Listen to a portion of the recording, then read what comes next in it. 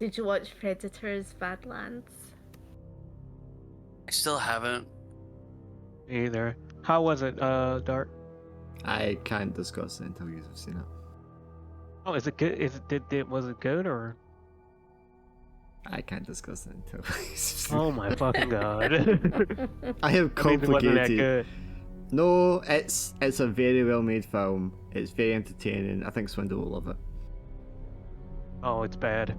It's not bad. It's not a bad film by What any the fuck, stretch of bro? means. I'm kidding. Right, so it's. I have a certain expectation of what I want in a Predator movie, which is a lot kind of like the first one. I mean, I know the first one isn't super serious because it's an Arnie film, but it's a very kind of dark tone. It's meant to be kind of horror-ish. This one's not got a dark tone. It's not very horror-ish, but it's a really good movie. But they've got. Which I Fox agree, and I already kind of had that expectation. It's entertaining, but it's really good. But I'm just like, it's not what I would have done or what I would have wish listed. But it's still very good. It's still a good film. It's fun. I started watching it. I was in a bad mood to begin with, and I still enjoyed it. So it's not bad by any means. Oh, that's intriguing. I like that. I liked it quite a bit, but I completely get That where you're actually coming made it switches dark. Sorry, guys? This movie's good. Alright, go ahead. Yeah, just and I liked it quite a bit. But I completely get where you're coming from. It's like it was not what I was expecting from a movie that said Predator on the tin.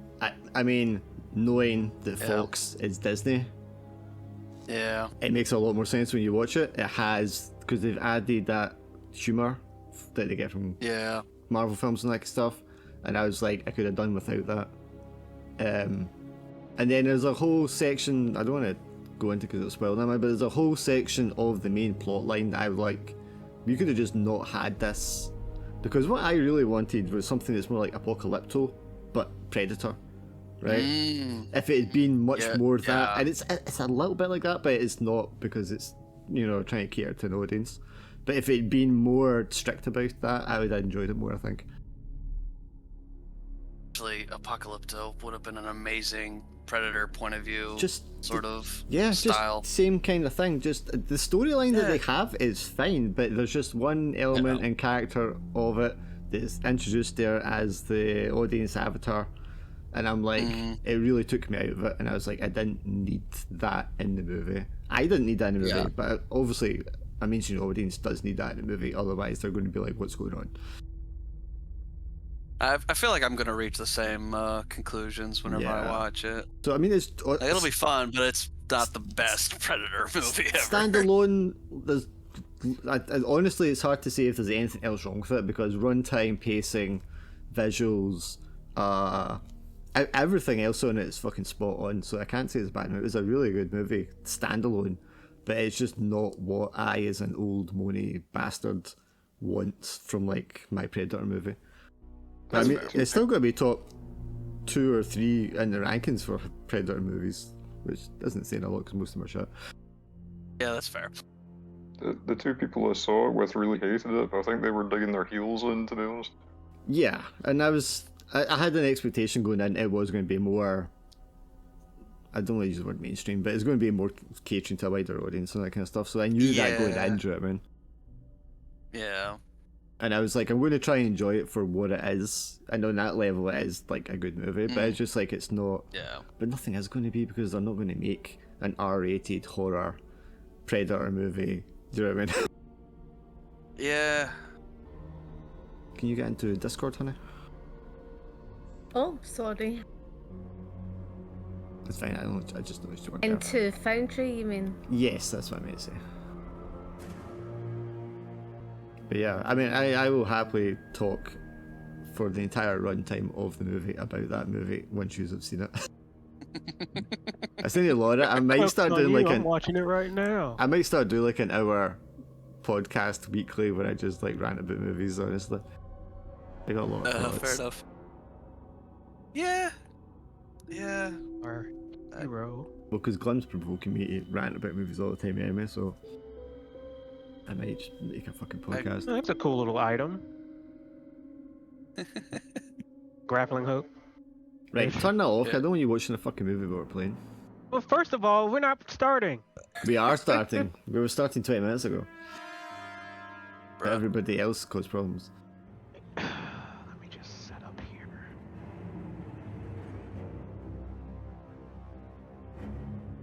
Yeah, the event is officially started. So we covered last time introductions, your briefings, the joint task force briefing, which was, I could have done that better, but it's done.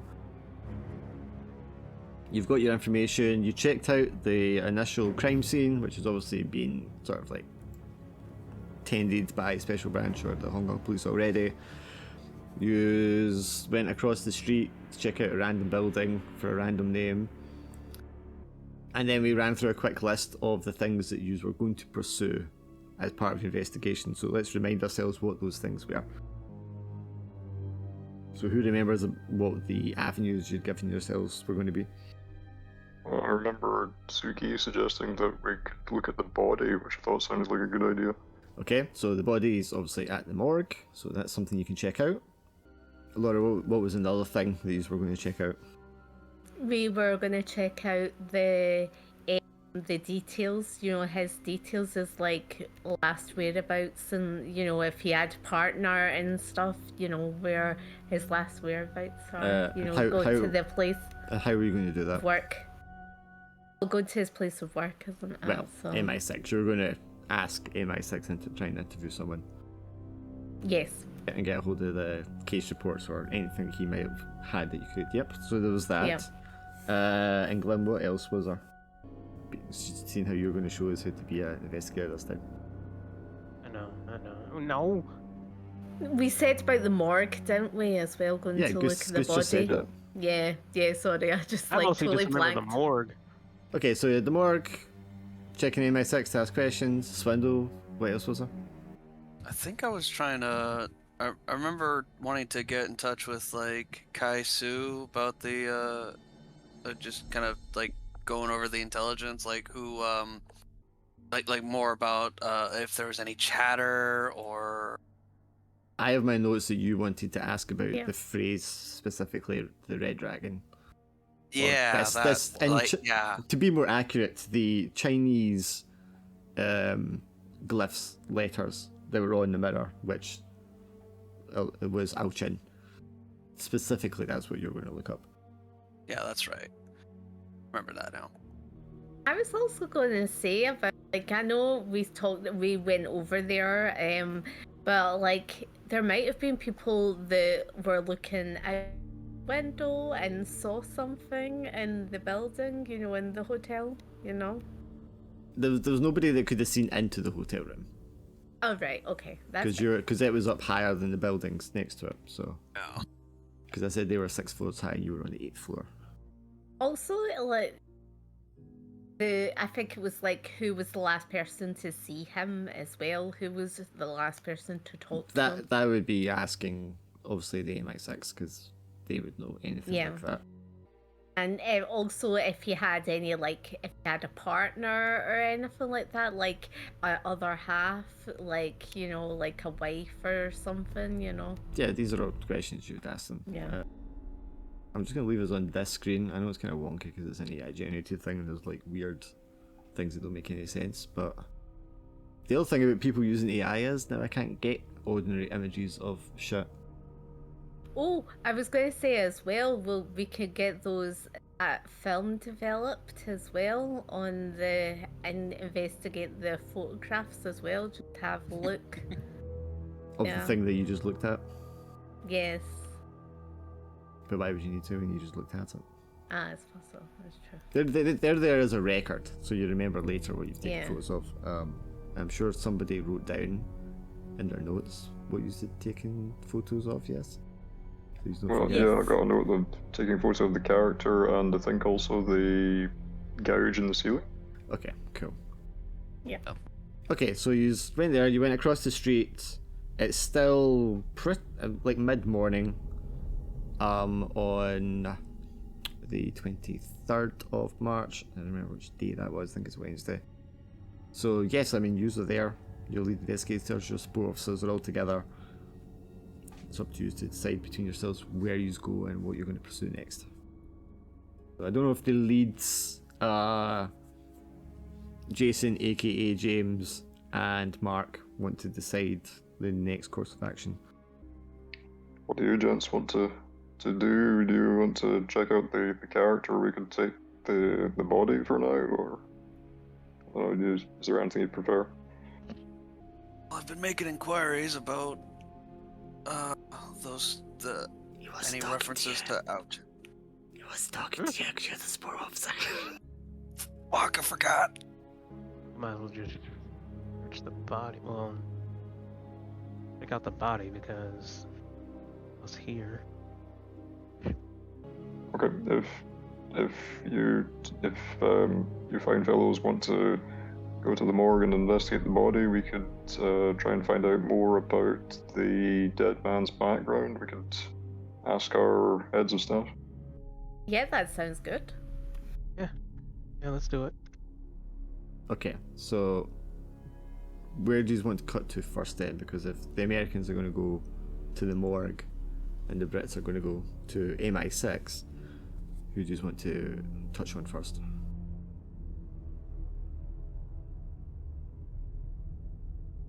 Well, I'm just like asking Mark how he wants to proceed.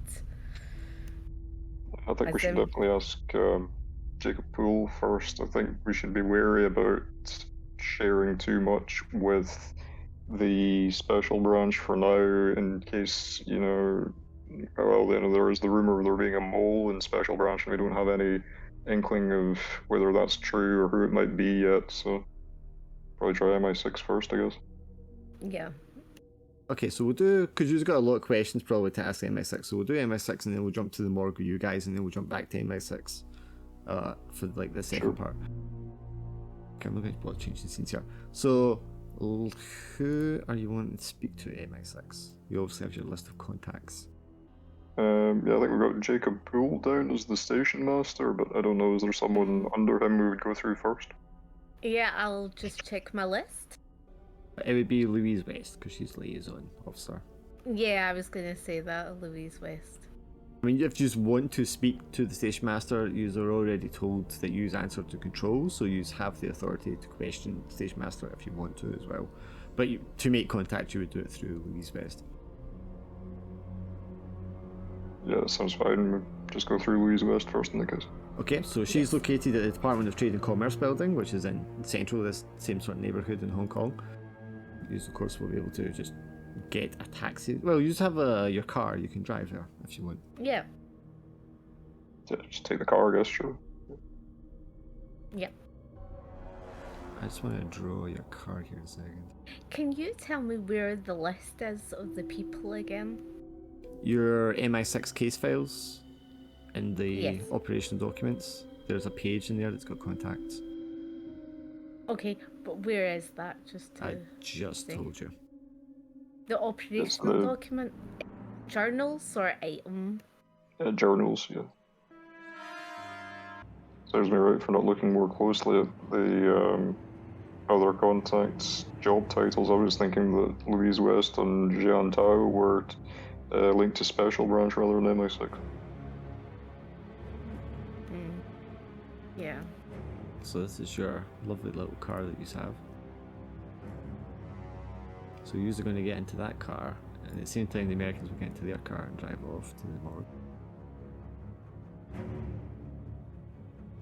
Yeah, picture the Americans having like a massive Lincoln Continental. Oh yeah, they've got the Jag. We're pootling about in the old Florida Anglia. We're the American spies. We don't do subtle. Yeah, I mean, to be Rich as fair, Lorraine, we can probably go unnoticed. We're rich as fuck. So I like this idea that, because the Jag is obviously a British car, and it's a car that a lot of dignitaries and things like that, or people of means, would be driving. But I like the idea the Americans are like, well, we need to blend in, so let's get a British car. But they get the flashy British car that's on offer. Yeah, they're walking about in an E-Type or something. Totally on brand for the time. Hun, I'm reading through the operation documents, but I can't seem to see the list of people. Are you in Operation Silent Mirror, or are you in MI6 case files? I'm in Operation Silent Murder. That's the wrong one. So I've went in MI6 case files as well, and there's not anyone there. There's pages there. There's a page that says Operation Silent Mirror. There's a page that says Operational Parameters. Right. Okay, I can see it now. Because I was just looking at the one page. Okay. I'm glad that despite us going through the whole session last time, you're now realising the information you have. Okay, well, it's a whole week, okay? Come on. So I'm just gonna ask Mark, right? We're in the car, so we're like alone. So let's appear, you know? So sorry, what was the last thing? Discord was breaking up a little bit. I was just saying, appear what we're going to ask. Oh, of course, yeah. Louise. Yeah. Okay, so if you have like a couple of questions, I'll have a couple of questions. So do you want to start with what you would say? Okay, so hang on. You approach. Sorry, is this a conversation you're having in the car before you get there to decide what you're going to say? Yes. Yeah. Okay, yes. sorry. Weird, yeah. So yeah. You want to go first? Sure. I mean, I'm easy if you got anything like in mind already. But possible things I was thinking we could ask about well, I mean, the big one you were saying would be Slater's marital status. You know, if he was married, if he had a girlfriend or partner or anything. Maybe if there's anything unusual in his personal history that we haven't already seen from his file. We could also ask who we could talk to about the Chinese character. One other thing was that there was the guy in that meeting, James Ching, the elderly Chinese gentleman. I think maybe we ought to ask who he is and where he fits into all this. One other thing that struck me, I don't know, though this might be more of a question for Special Branch, is whether, because Slater was killed in a very specific way, the fact that he was shot in the neck was, I don't know, that made me wonder if they were trying to make it look like a gangland killing, maybe, whether that was like a triad thing. Yeah. But yeah, I think that's especially all. With the, I was gonna say, especially with the red dragon, you know, in the mirror with that shot, it kind of adds up. Also, I was going to say, like you were saying about the previous cases. We have a previous case that was gang related.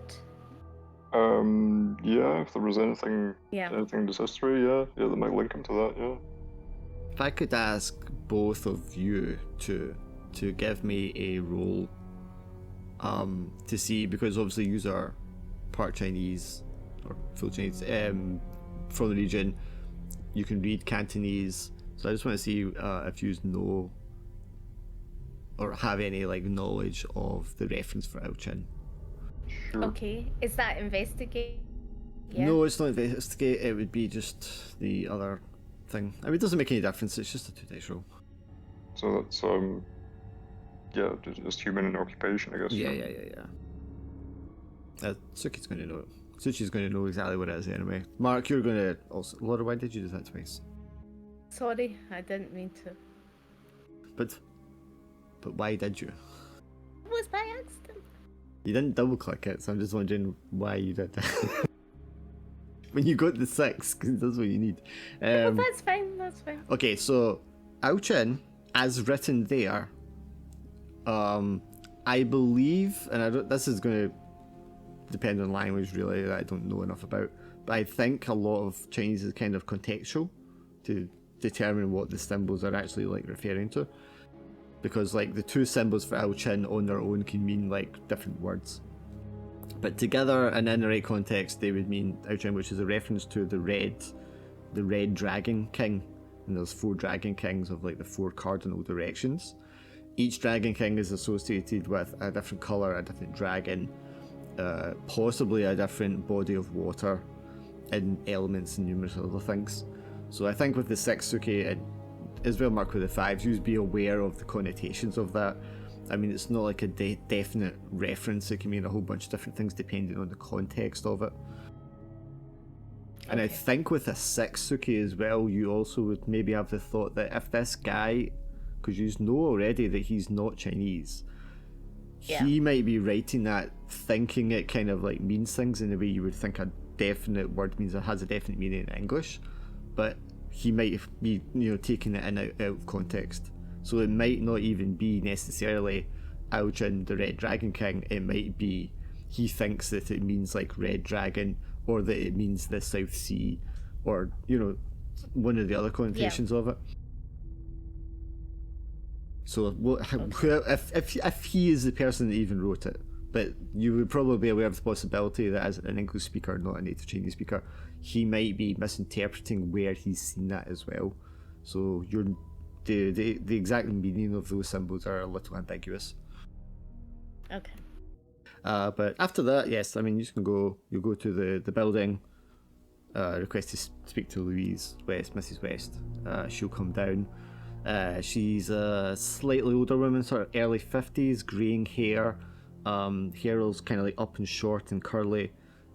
Glasses with the little strings things, so you don't drop your glasses, around the back of her neck, and they're kind of like black and amber coloured sort of rims. And she has a very kind of like stern look about her. She's wearing like a white blouse and a navy blue skirt and heels. And you'll hear her heels clacking on the floor when she comes around to like see the two of you because you're like waiting. Yes, Mr. Bowd, I can speak to you now if you want. Thank you. We will try not to take up too much of your time. We just have some questions about the case. Of course not. Unit Assistant, please come in. And she says, I'm Mrs. West. It's a pleasure to meet you both. I do have some files here that have been declassified for you. I have a note here from Station Master that there are other files that are in the process of being declassified, but obviously there are some because you'll be potentially sharing this information with American allies and such. We have to review what you're being given before it's handed out to you. But yes, I can answer any questions you have at the moment as well. Well, I think the most pressing thing was about the deceased man Slater. We were hoping you could tell us a little about him, if there was anything unusual in his personal history, anything that we wouldn't already know. So I'm not personally familiar with the agent. It was the Station Master who was dealing with him. But I can certainly answer any questions that may crop up in the information in the files here, or the references that I've been given. So if you want to ask your questions, I'll answer them to the best of my ability. But if you want, you can perhaps we can set up a meeting with the Station Master, who would be able to answer your questions in more detail. Of course. In that case, can you tell us about his marital status? Was he married? Did he have a girlfriend or a wife? Anything like that? There's no note here of a girlfriend or partner here in Hong Kong, but we do know he was not married. He also did not have any children. Okay. Did you know if his last case was, part of the triad? Was that, gang related?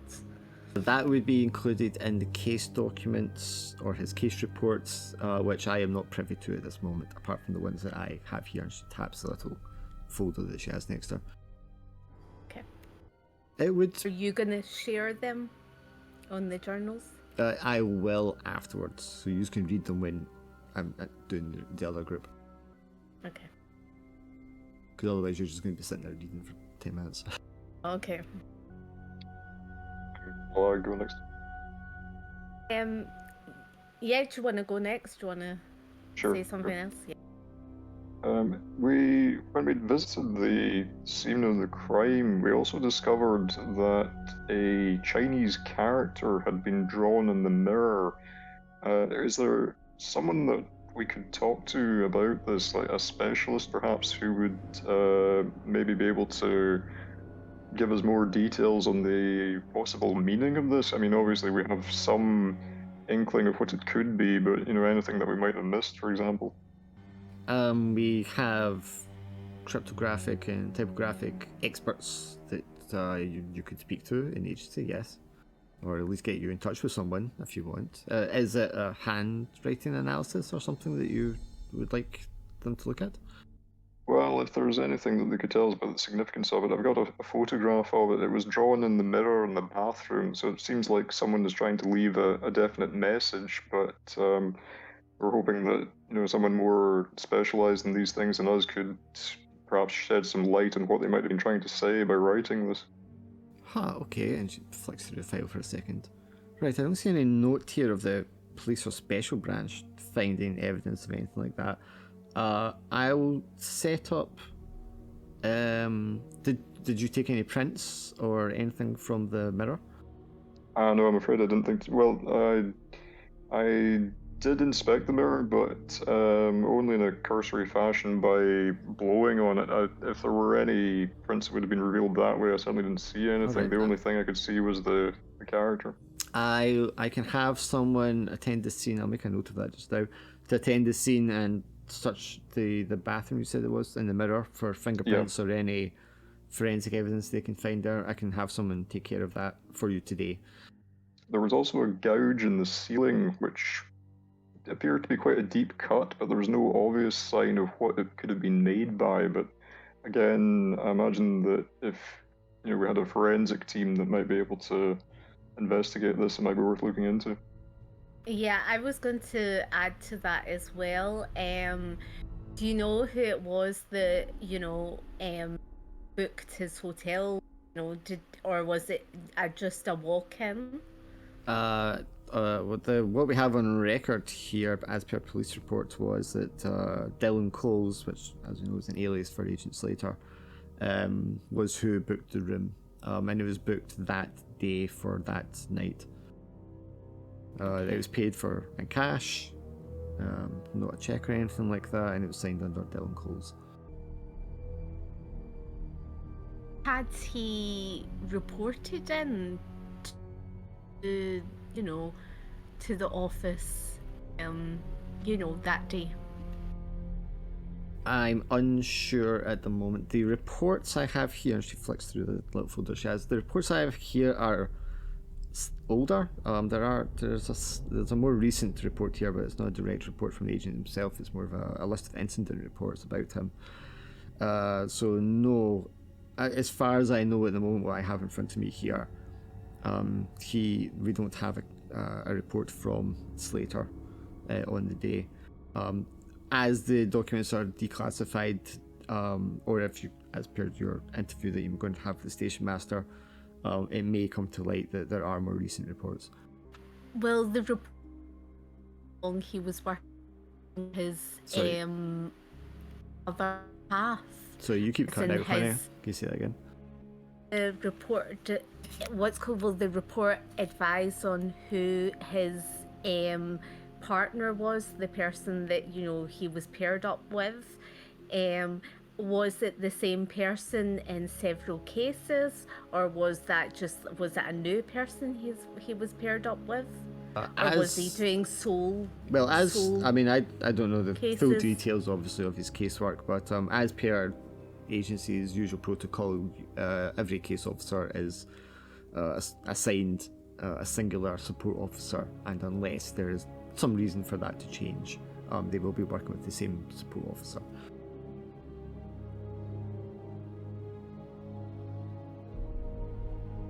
Do you know if the case officer was based here, or yes, of course. Yeah. Any support officers for case officers working in the Hong Kong station will be in the Hong Kong station themselves. As per this incident report, it would appear that Agent Slater's support officer was Nina Sao, who is a worker in the agency here. She's actually in the trade building with us just now, I believe. She of course works as a support officer for several case officers in the area. Okay. Oh, could we have a meeting with her? Is there any chance that you can contact her so that we can have a meeting with her? Yes, of course. I will get in contact. She takes her pencil. I will get in contact with our station master. Out of character, likewise, you would always refer to station master as station master, not by name, because nobody's outside you guys is supposed to know who he is. And I'll also send me with Saw. I'm not sure how you pronounce that. And Miss Saw as well. Yes. Yeah, I will set those meetings up for as soon as possible. Or do you have a certain time of day or date that you'd like to speak to them? As soon as would be. Yeah, just helpful. as soon as it's convenient would be fine. Thank you. Okay. I'm probably a slight delay because they'll need to get clearance about what they're allowed to talk to you about. I believe, but I'll try and get that set up as soon as possible. I was going to last question from myself. I was going to ask whether there was anybody from MI6 there at the scene of the crime that came from, the first to be on the scene, who the detective was. I think in the situational report here, I might have names of who's at the scene. And obviously we have the name of the maid that discovered the body. Yep. I don't think we have the names here of the officers that arrived at the scene. You have the name of, what's that person called where they're the one that, not identifies the body, but the wound and things like that. I can't remember the name, what you call it. Well, I mean, there's usually a coroner or a medical examiner. That's the person. Yes, that'd be the person at the morgue with the body. But the one that comes before it, the detectives, the police guy. The detectives.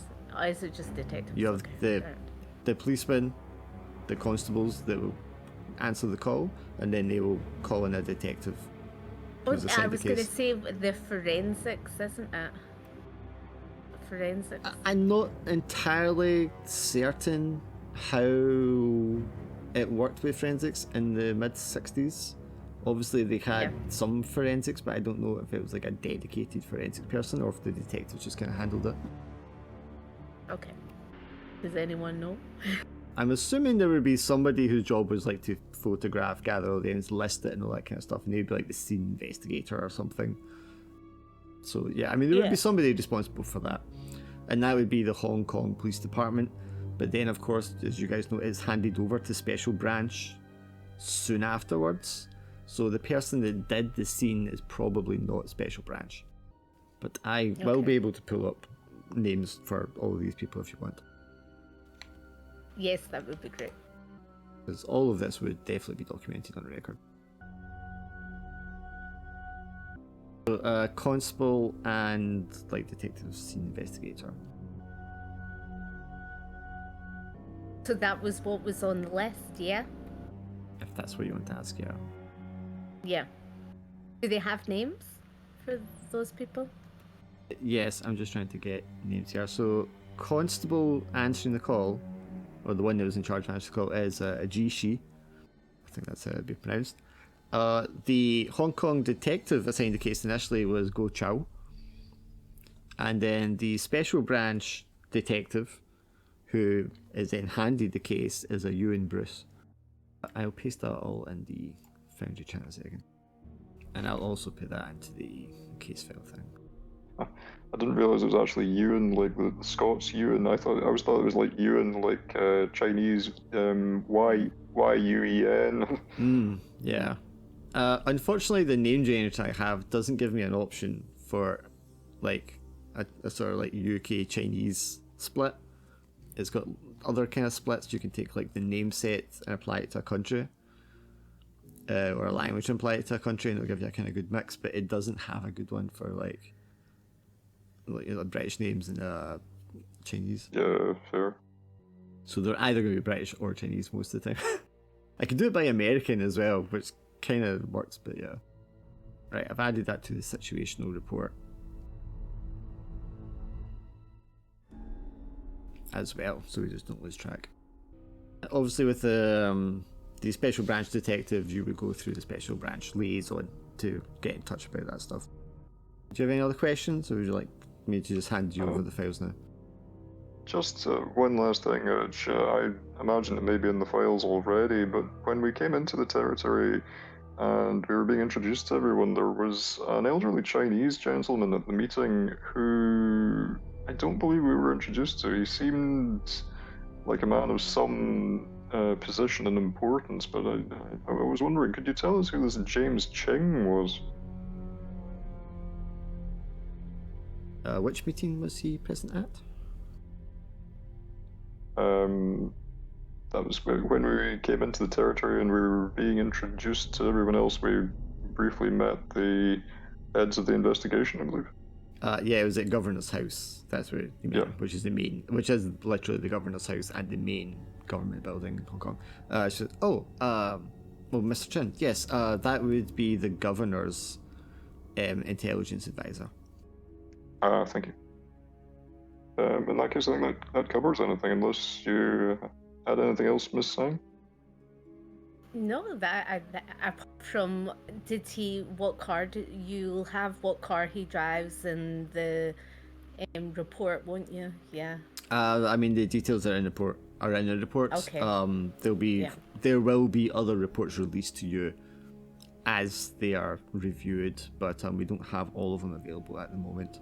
As you can understand, there are several levels of classification that have to be worked through here, and everything has to be overviewed, read through, possibly redacted. We may need to give like a private meeting to hand over some of this information, because you can't share some topics with our allies. Of course. This is just like OPSEC. Yeah. Can you also just check, like, making sure there was no like grievance reports or anything like that? Because things like that are always important. She's in these kind of. things. What's the phrase here? She's kind of like, yes, I think you'll want to read these, and she slides over the folder with the files. So I've never met Agent Slater personally, so I can't voice too much of an opinion here, but word gets around, and Agent Slater was certainly a unique individual. Intriguing.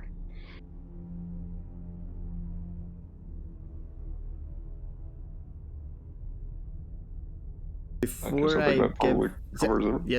give you these documents, do you want me to instantly make them available for you and your allies, or do you guys want to read these over first and then decide if you want to share them with the Americans?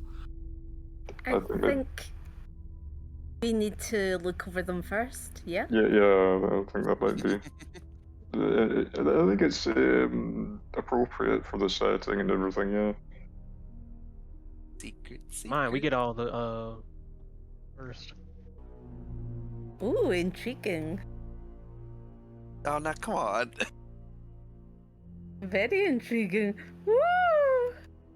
Actually, quite intriguing. By the way. Okay, so there I'm should like, be oh my goodness. 4 documents there under the Operation Silent Mirror that you two can see. There's 2 Slater reports, a report summary, which is just a summary of all the reports over the course of the 2 years, and also the Station Master's evaluation. Do you see those? Yes. Do you see We them? see the Slater report 01. Yeah, got them now. Slater, Yeah, it should be 4 of them total report. there. Yes. Okay, excellent. Swindle's Oh, salivating. this is quite juicy. I'm like, oh my Right, goodness, the you can look those over while we do the other scene with the other 2. I didn't expect him to find out that he was a male gigolo. Ah, damn it! It was on my bingo card. Go So our two Americans, Jason and Tom, aka James and Calvin, you get into your big flashy Jaguar car. Most important question, of course, this is after you've left the two Brits at the hotel and stuff there. Who's driving? I'm driving. Okay, so you just get into the car. You just can take it from there. I just want to discuss how you're going to approach things or what you think of your British colleagues. Before we go in, is there any question? Not much of a doctor or anything like that. I'm not quite sure what use I'll be looking at a corpse, but The doctor either, so I guess what are we hoping to find? What are we looking for exactly? technically, who we was trying to find out, like, was the body moved? When did they find him? Add on him the clothes and stuff. What else? What do you think about this Ao Ching thing that we found on the mirror? I try to block that out with work. But to tell you, I don't like it. How do you feel that you were in the bathroom and didn't think about checking that at all, and then the British guy came in and just like breathed on it and saw this Chinese writing in the mirror? Like, how does that make you feel? Definitely a little silly. Yep. Definitely feels like I overlooked that completely. You know, kind of scary things. Which does beg the question, did Mark already know it was there? So obviously you wanted to put in an info request to see if this outchin or anything comes up as flagged in the CIA. So I mean, on the way to the morgue, do you just want to swing by the CIA and put that request in? Because obviously that's something that probably take a little bit of time. Oh yeah, no. If I gotta, put in that request, I'll definitely want to swing by there first. Right then. Definitely be my department. I think maybe the Don McCardle Signal Intelligence might be the person you call. So you might not even need to go to the CIA building because he's a Taiwan-based guy who you probably met or spoke to at least when you were in Taiwan. Yeah. But yeah, I mean you could just like call him. Okay. Don's office. Hey Don, it's Thomas. Thomas. Yeah. Thomas Tom. Caldwell. Tom, how you doing, Tom? How's Hong Kong? I mean, it's the same as it ever is, I guess. All right, what can I do you for? Listen, hoping if you had, I was hoping if you could help me. I'm trying to find if there's been any chatter, any mentionings or any like thing that's popped up related to this Ao Chin, or even anything to do with like red dragons, or just has anything popped up anywhere? If anything we've caught wind of. It's like Ao Chin, and then he like repeats it, but he does it in a more Chinese accent. Yeah. And like obviously he can speak Chinese. Yeah. Okay. Yeah. Ao Chin. All right. Red Dragon. Yeah. I mean, it's more specific, but. All right. I mean, what do you think this is? Some kind of communist organization or what? I don't know. It was marked on a mirror that,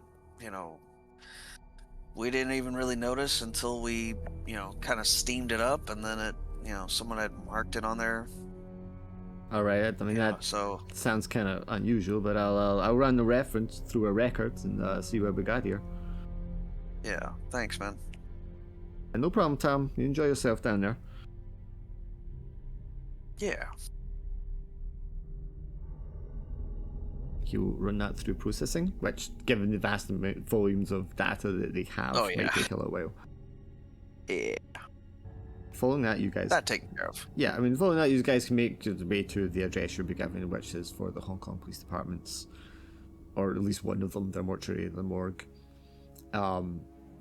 You arrive there, present your identifications, you're given access to like a medical examiner or an assistant of some sort in the morgue. It's like, yes, how can I help you? Yes. We need to see the body from last seen. Oh, shit. Yes, do you have a case number or a name? Okay, Mark. Reese Slater. You can tell him. You were talking to him. I mean, you called Tom Mark, so I'm very confused now. Too many damn aliases. I said I looked at Mark. Yeah, but Mark's not with you. Tom is with you.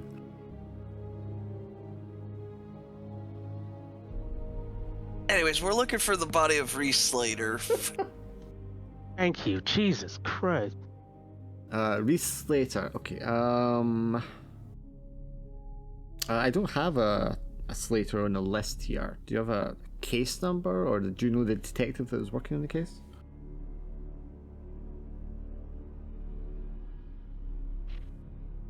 Would we have that information? You know it's special branch that we're dealing with it. You maybe don't have the specific name yet. Those pesky Brits do.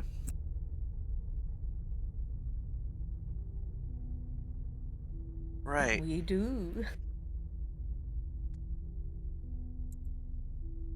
You just hold on one moment. Can I borrow a phone real fast? Wouldn't do you any good, because you wouldn't know where to call. That's true. Yeah, I mean, I don't have the name. Is there another name that it might be under? Or if you maybe give me some details about the case, I can try and locate it for you.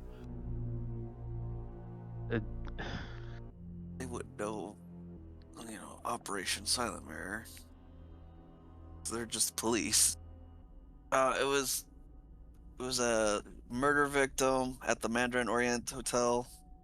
Okay, relatively recently. Mandarin Hotel. That was the one that was pulled in on yesterday on the 22nd? Yeah. I believe so, yes. Okay, yes, sorry. Yes, this is listed under Dylan Coles. But yes, they have that body. If I could just, this is okay, so this is under special branch's jurisdiction. I'll need you guys to sign into the guest book here, if that's okay. Fine. You just can tell me if you're signing in under your alias or your real name. James. Okay, so you're signing under your alias. What about you, Tom? I'll sign under Calvin. Okay, so using your aliases, you send that. Okay, Mr. Moore and Mr. Corbett, if you just follow me, please. Takes you down the corridor, take a couple of turns, you go through a couple of these double opening doors, swing doors. And then there's like a door that's like locked, and he's like unlocks this and pushes them open, and you're into like the colder refrigerated unit. There's the stacks of the drawers that the bodies are held in, and he like counts along them for a second, counts along to the fifth one, goes down to the second one above the floor. It's like, okay, this Mr. Cole's here, unlocks it and like slides the tray out. You get the sheet over the body. Would you like to me to get the coroner's report? The autopsy has already been performed. I also have a box of belongings that were retrieved with the body. Yes, that would be helpful. Sid Whittle. Sorry, Clem, what did you want to say? Oh no, he's right. Yes, that's what we want. Okay, no problem. You gentlemen, you're free to examine the body if you want yourselves. Just don't, interfere with anything. I'll go fetch you the report and the items if you give me a moment, please. Thank you. This is like a young Chinese guy. He like runs off around the corner. Alright, should I roll for study clues or? Well, if you tell me what you want to do, and then we'll see if you need a roll. look at the body, see if there are any bullet wounds or anything. Sure. You want to peel back the cover over the corpse. You can see right away. I mean, it's been cleaned up, obviously. Very pale skin of this guy, balding head, facial hair. You can see the hole at the front of the neck. It's quite clear.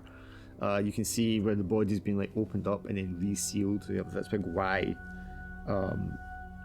section across the torso where it's been like cut open.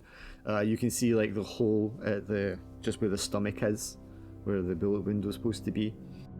That's what you'll see just like at a glance. But if you want to look in more detail, we can do that and have a roll if you want to tell me what you're looking for. Not sure. Just looking for any like other marks and stuff. Okay, so just in detail. Sure. Give me a 2 dice roll then. Investigation. Investigation, yes. And die. Occupation die. Go. Yeah, I mean, I think you'll get the second death occupation, even though you're not a medical examiner or anything, but you're just looking closely. So obviously, autopsy has been performed. You can see the bullet holes.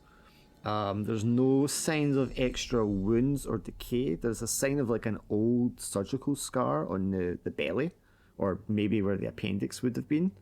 And it's about the right size for that kind of operation in the location. But that looks like an old scar. The genitals, are either of you gentlemen in this time period familiar with genital warts? Have you had them yourselves in the past? No. Well, if not, then you might not exactly know what they are, but they are clearly like signs of like genital warts and infection around the groin and genital area. And it's kind of red and inflamed skin as well. Oh, this guy's a party man. Yeah. Bodies. I had a friend that had that same. It's a quite a hairy guy, hairy chest, hairy legs and such. He's obviously been cleaned up, wiped up. You can see the remnants of like dried blood around where the bullet holes were. But he's been cleaned up quite well, obviously, because this is like post-mortem. And then he's just got a little tag on his toe. So there isn't anything else that stands out as unusual or weird about it. Alright then. The young assistant will come back. He has a cardboard box with a very obvious umbrella, like sticking out with a black handle and a black, it's a black umbrella, sticking out of the box because it's much bigger. He's like, this is the items that were recovered. Here is the autopsy report, as well as there'll be like a piece of paper that's been signed by the detectives that handed in the items and what they'd signed off on. So you can see, so there's a paper trail of what was like handed in. So I will go to Operation Silent Mirror. And do you guys want me to immediately make this information available for everyone, or do you want me to just keep it to you two just now? Keep it to us for now. Yeah. The Brits have a mole in it, so we don't want to pass too much information to them. Just in case. There's no such thing as a Discord or... Okay, so there's Slater autopsy report for you both.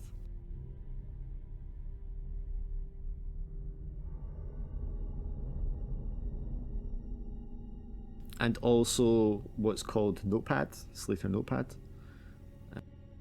Oh shit. Now the autopsy report is quite extensive there, and yes, I wrote that myself. It's not ChatGPT. What a jab to me.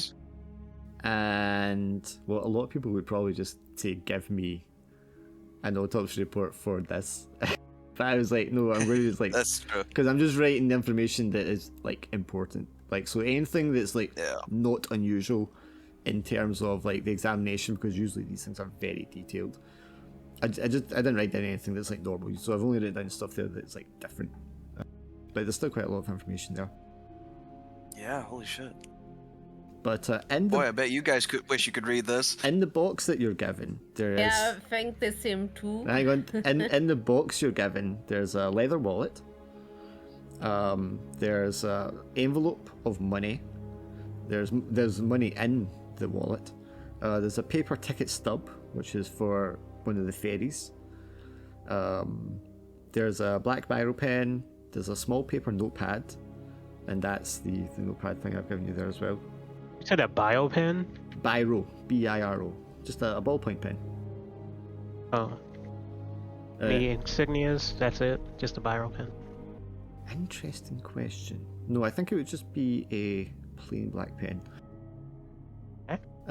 A loaded firearm pistol, and being Americans, I will give you the detail of what that pistol is in a second. Yeah. Because you probably know your guns. And then a spare magazine of ammunition for that gun. And then also one adult-sized black umbrella. Anything on the umbrella? Why don't you give me an investigate roll?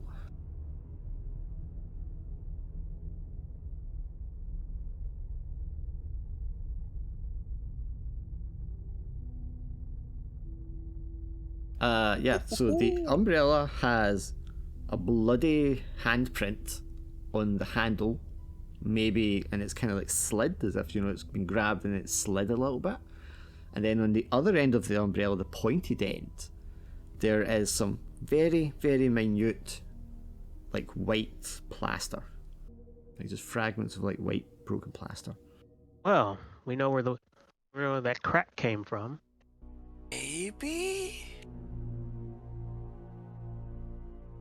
Would it, like, would the width of the gouge match up with the tip of the... Well, you can give me an investigation roll then, not detective support officer. 1 dice, please, because I'm not sure forensic examination is under your skill What was that set. ticket, real quick? Yes, it's for Star Ferry, and it's dated the 21st of March. There's no timestamp on it, it's just the date. It's just a single crossing, so it's a very commonplace thing people get when they get the ferry across the harbour. Star Ferry, gotcha. Amazingly, Thomas Caldwell is not going to get any deeper from that unless he wants to dig into his stress to rule it. You know what? You're a piece of shit, you know that? You fucking... This is gonna be the fucking jackrabbit all over again. Dark, Yeah, I have a request. Uh-huh. You please move Calvin up under me? On the photo list on the side? Yeah. Oh. I don't think I can. I think it's done in alphabetical order or something like that. I will attempt to later though, yes. Oh. Okay, no it's not. Or it might be done by the order the accounts were created in or something. I can't manually I think move that's what it is, yeah. I'll try and manually move it around for next time. Just think of it like this, we're surrounding the keep Brits. thinking that those characters are marked, that's why I say it. Yeah. No, it's fine. I mean, you get used to once they've got the names on the bottom of the photograph, so I see it. yeah. Alright. Makes it even funnier, I wrote his alias name. I'm like, Yeah. I mean, I didn't want to get too deep with the aliases, that kind of stuff, because that's going to get super confusing. Okay, Thomas, so you excelled here on the stress roll. I'm not sure why it would cause you stress, but maybe just like you're like looking at this and you're like, oh, okay, if that was the umbrella poking into the ceiling, and then you're looking at the bloody hand grip on it, and you're just imagining this guy's been shot, he grabs his umbrella, he pushes into the bathroom, and then like shoves the umbrella upwards, or it catches the ceiling, and he kind of braces himself against that, and you can just like, you're just getting this very clear visual image of like how that might have like played out based on what you can see in front of you. And then you're like, and then what, he leaned forward and scrawled on the mirror, but there was no blood on the mirror, and he would had blood on the hand, surely, unless he never got blood on the second hand. And you're just maybe just try to fumble that out, and you're just kind of like, how does that make sense? Like that, it kind of makes a lot of logical sense in your mind, but at the same time, like, there's just key parts of it that doesn't support it. There's something that doesn't add up there, because also wasn't his body also found like in the chair? Yes. So yeah, it makes sense, but it doesn't make sense, and maybe that's the cause of the stress there, because you're like, damn, that just like makes more questions.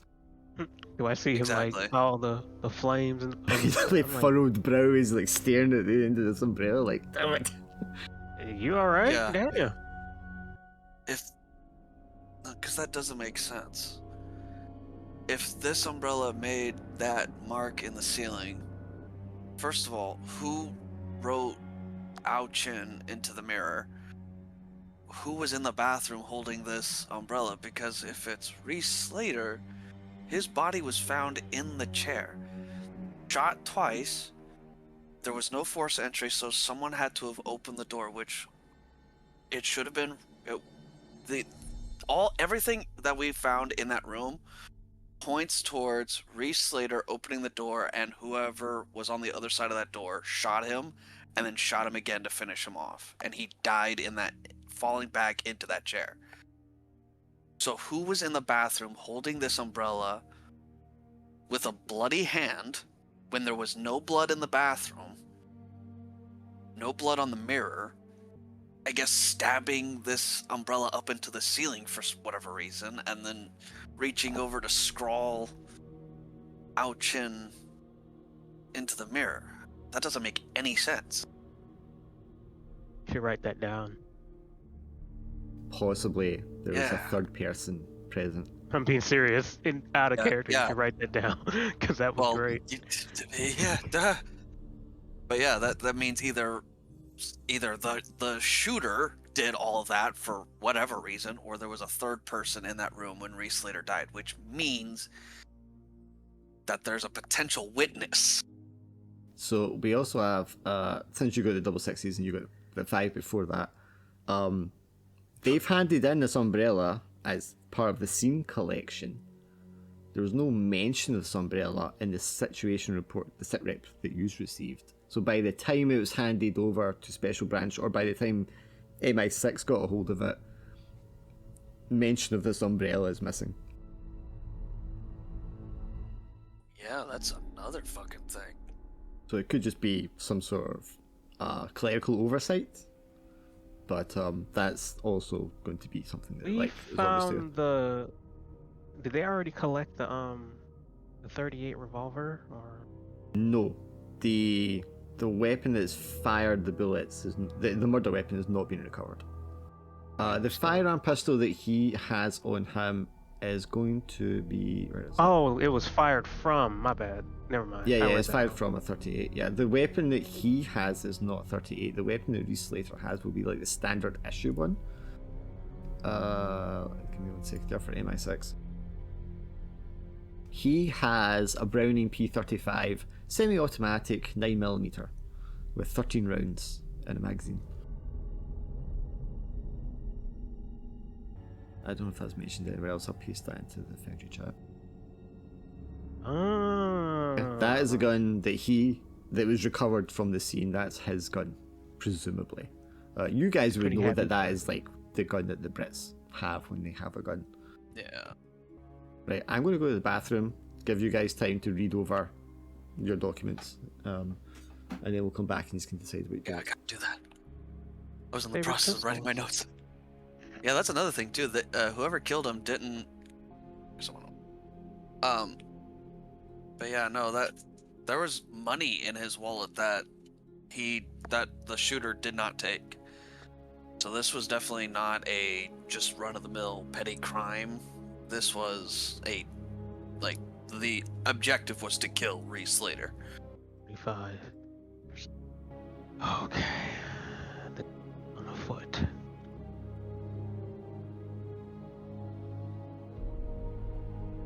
You think of the ticket. Hey, what's today's date? I forgot what today's date is, but Yeah, I mean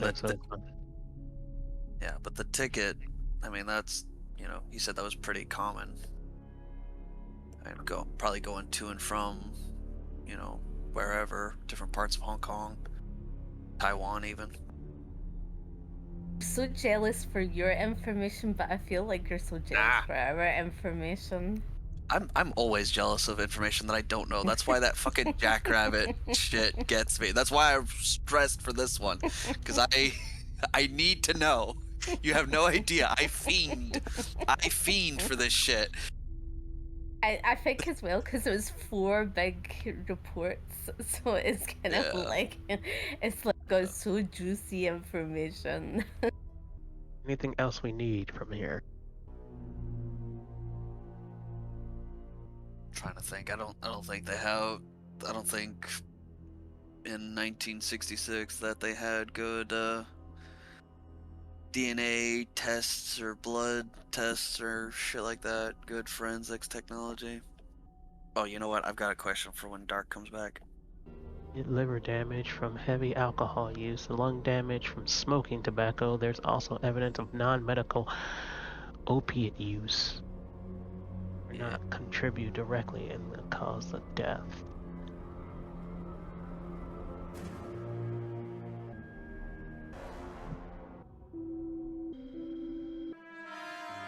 Talk about the stuff that we have. Just keep in mind, I mean, this is pretty much the military. We pretty much have a lot of things that people didn't have. Yeah.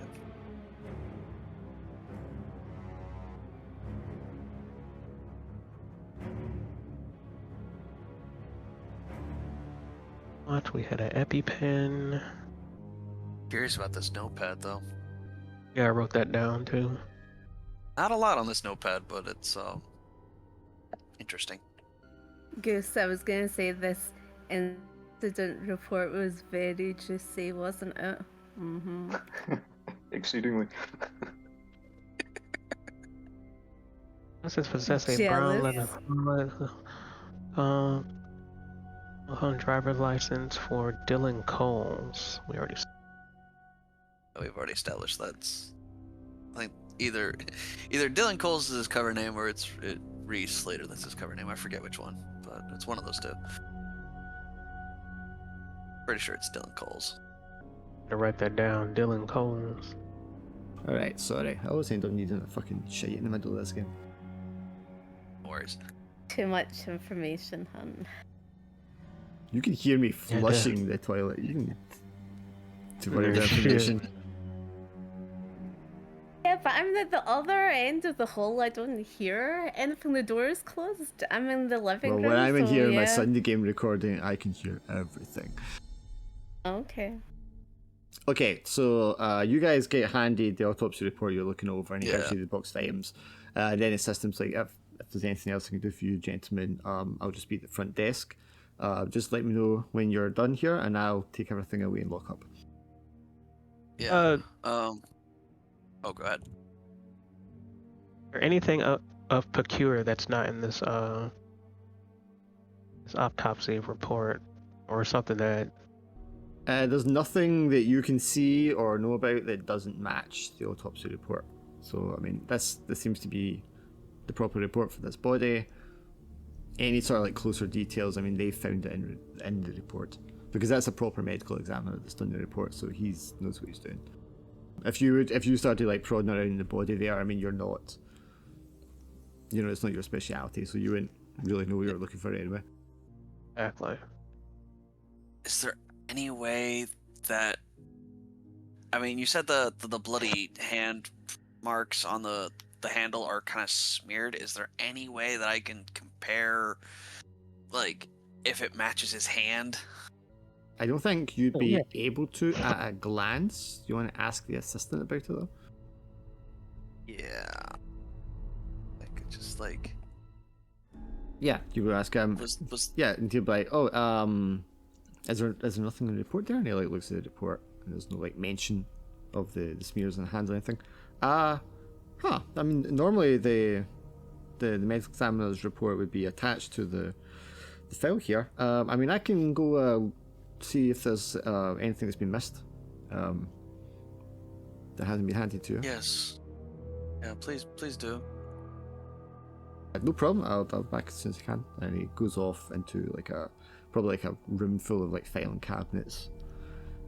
He rummages around in there for a good 5 minutes, and then he like closes that door and he leaves and goes up the stairs.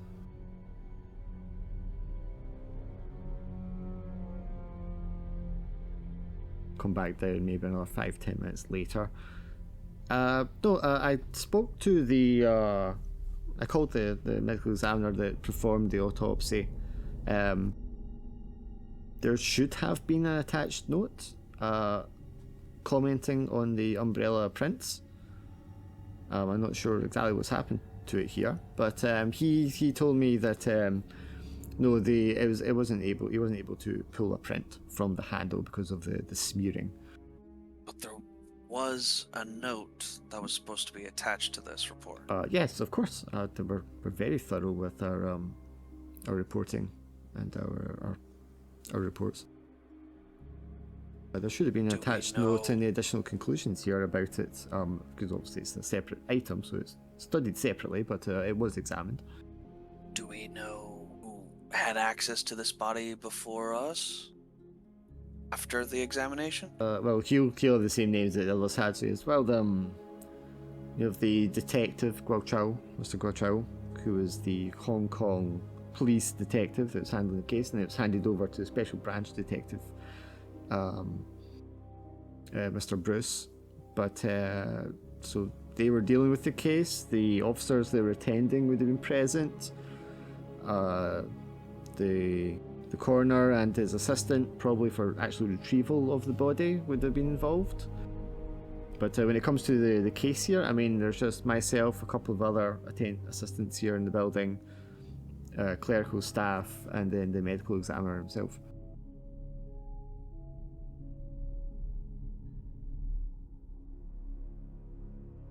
If you want, Thomas, you could give me a quick investigate roll to assert the security level of these files, this room, this building. One or two dice. You can both give me a 2 dice roll if you want.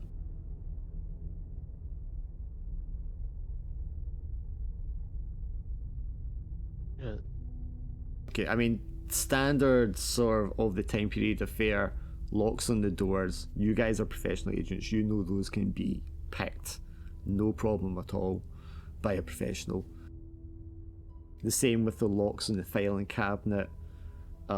Actual security for the building. I mean, it's the morgue building doesn't have a police officer patrolling outside. There's a security guard on the inside. But I mean, if somebody had the right credentials or skill set, they could get in here, pick these locks, and get access to this. You know, anytime they want, pretty much. If they came during the night when no one's around, I mean, you're like, this would not be a difficult job for a professional. Yeah, I probably could have stolen these if I wanted to. How bad do you want to know the truth? I think pretty damn badly, but with Well, the I can Brits try having to- a mole. Yeah, see, I mean, So if I go back to the Brits for a moment, you guys had a moment to look over your reports that you've got there. Did you want them to just like give you a meeting room or something that you can sit in the Trade and Commerce building to look over these reports, or do you want to take them off to the car, or what would you like to do? Well, I was gonna say, I get direction from Mark and ask what he thinks the best solution. I guess maybe we just take them back to the car for now. Yep. Okay, you just get into your nice little family car outside, bright sunny day. Probably coming up for lunchtime. It's just like sitting in the car reviewing your notes, conferring with each other a little bit. And you can tell me what you want to do next. Can I see if anybody is looking at us, or if there's anything At a glance, no. suspicious? At a glance, no. Looking around, it's just people Okay. going about their way. Like once it gets to lunchtime, there'll be a whole bunch of people coming out of the building. Coming out of the building, going to the cafes and restaurants nearby. I imagine this part of town is going to be like government buildings, office buildings, you know, those kind of like workers. So yeah, I mean, just looking around, nobody particularly seems to be paying attention to you.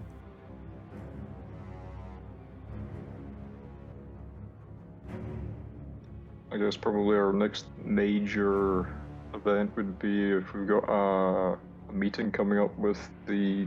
Do we already have a meeting coming up with the station master, or do we need to arrange that? You could go out, check your files, and then you can nip back inside and check up with Mrs.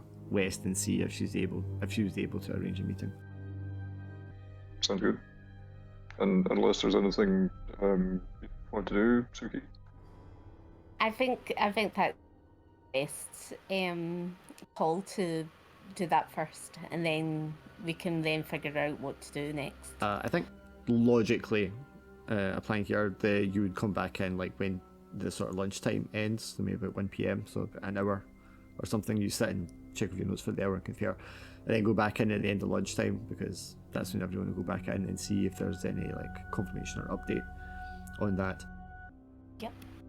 Well, the support officer, Mrs. Sow,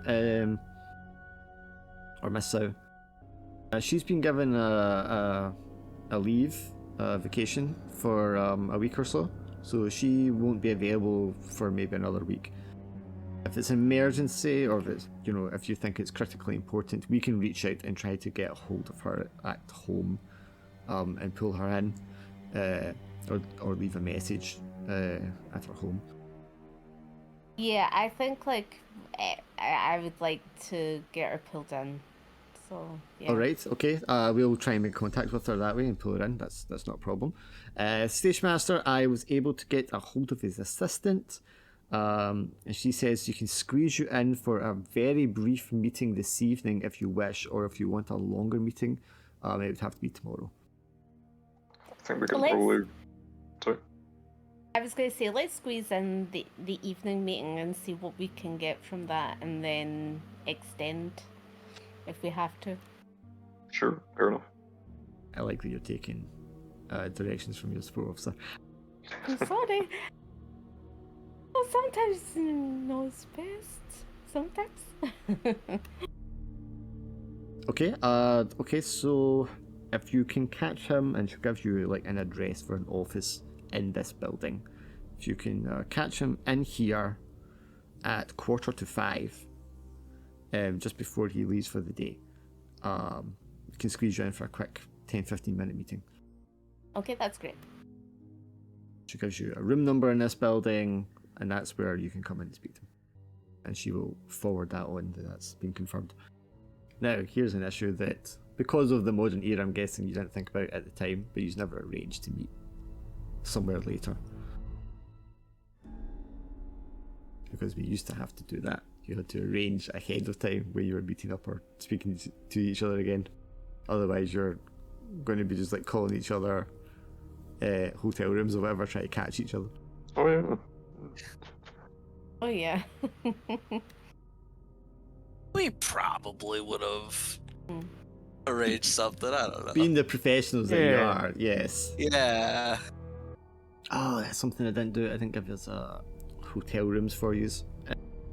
These are going to be in the same kind of area and on main Hong Kong here, I would think. The Americans are definitely going to be staying over this side in Central. The British, they probably put you up in an apartment or a hotel here on Hong Kong, probably Central or next to Central region. You would all be here on Hong Kong Island, Victoria, not over on the peninsula. Probably, I think.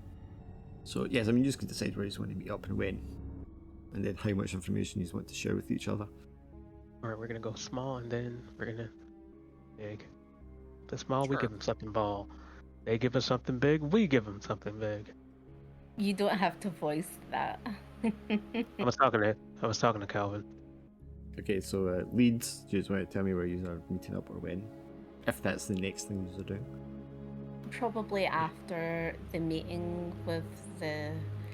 Well, you wouldn't have station. known beforehand when you were getting a meeting with him. So that's why I'm that's going to ask true. when you're meeting up with your Yeah, guys here. I think we would probably aim to meet like in the early afternoon. We could try and ask them about the if they found anything out by looking at the body. Sure. Where do you want this meeting to take place? Do you want it to take place in one of your hotel rooms? Or do you want to go to a restaurant or something? Sit in the park? And maybe choose a restaurant to go to, somewhere inconspicuous. Yeah. Nice public restaurant. A little quieter, post-lunch. Maybe about 2 p.m. or something like that, yeah? Yeah. So, if you're all happy with that, that's when you can meet up again, yes? Mm-hmm. So you pull in. There'll be I'm trying to think here. let's say you just pulled, thing with a hat, and it's a nice Italian restaurant.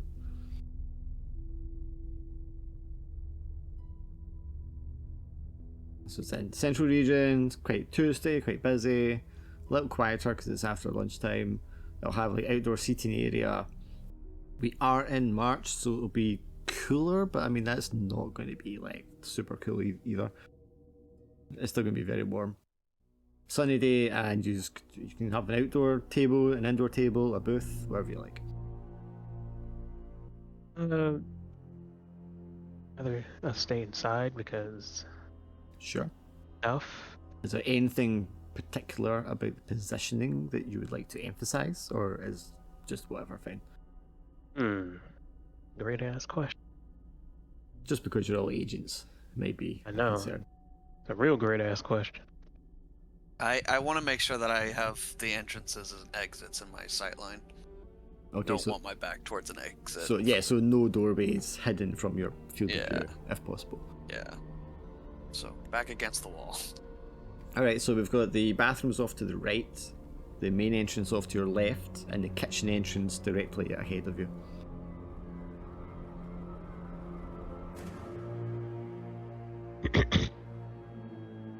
Which is going to be inside. It's going to be a sort of large corner booth table. You probably get there around about the same time. I don't think it'll be too much time difference. So, on you just go. Oh, information. Got. Does everyone want a drink? Water, please. I'll order some tea. Okay, that would be great. To bring you a fresh pot and a nice bottle of water that they'll pop open for you and pour into a glass. Sir, Jason Thomas, would you like anything? No, thank you. I'm fine.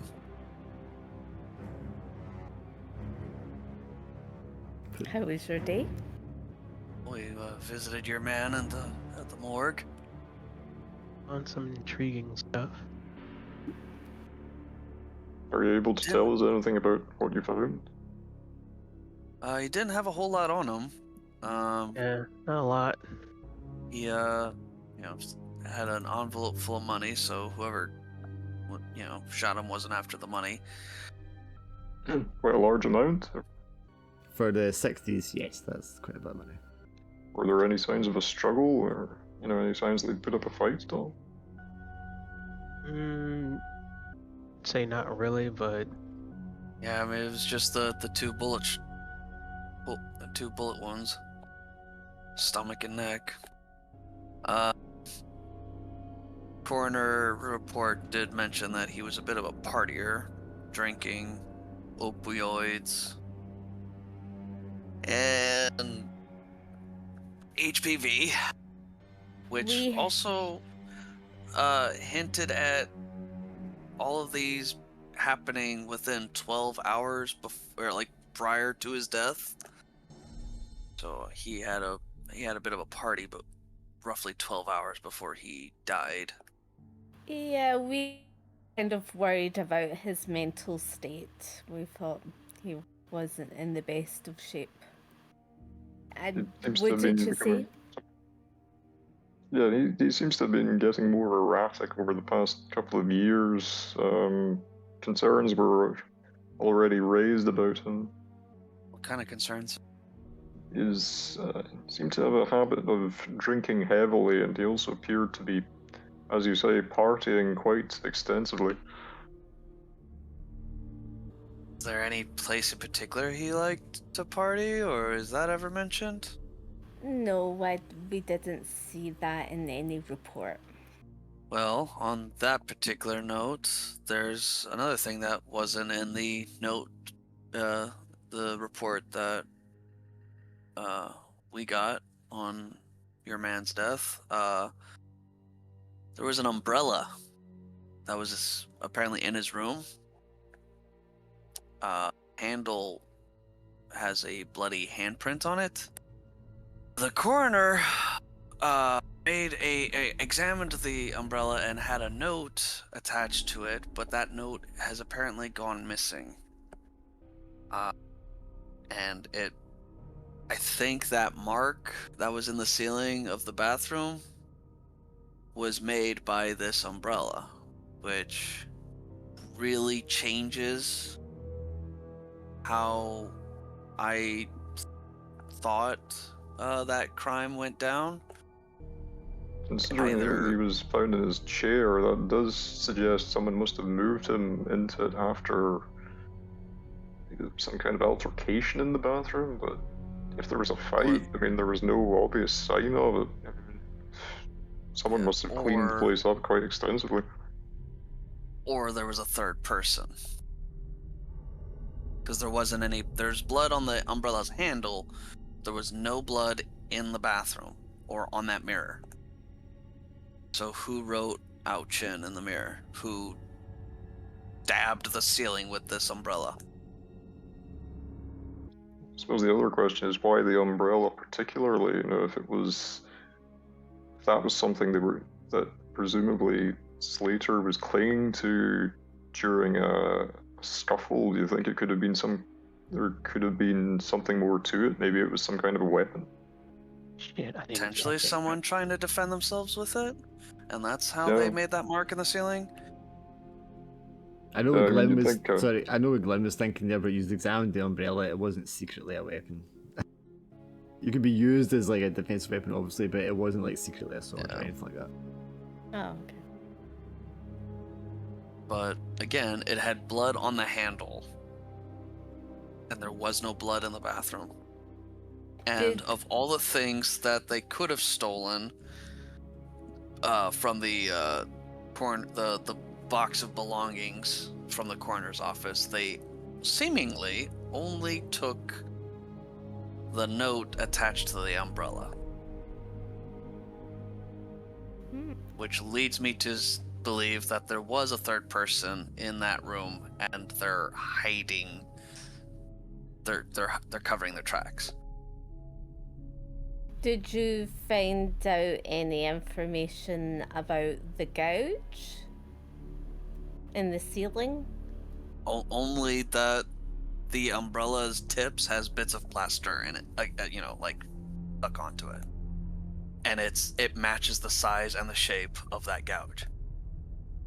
Oh, so, okay. For whatever reason, that umbrella was stabbed up into the ceiling and made that mark. Oh, okay.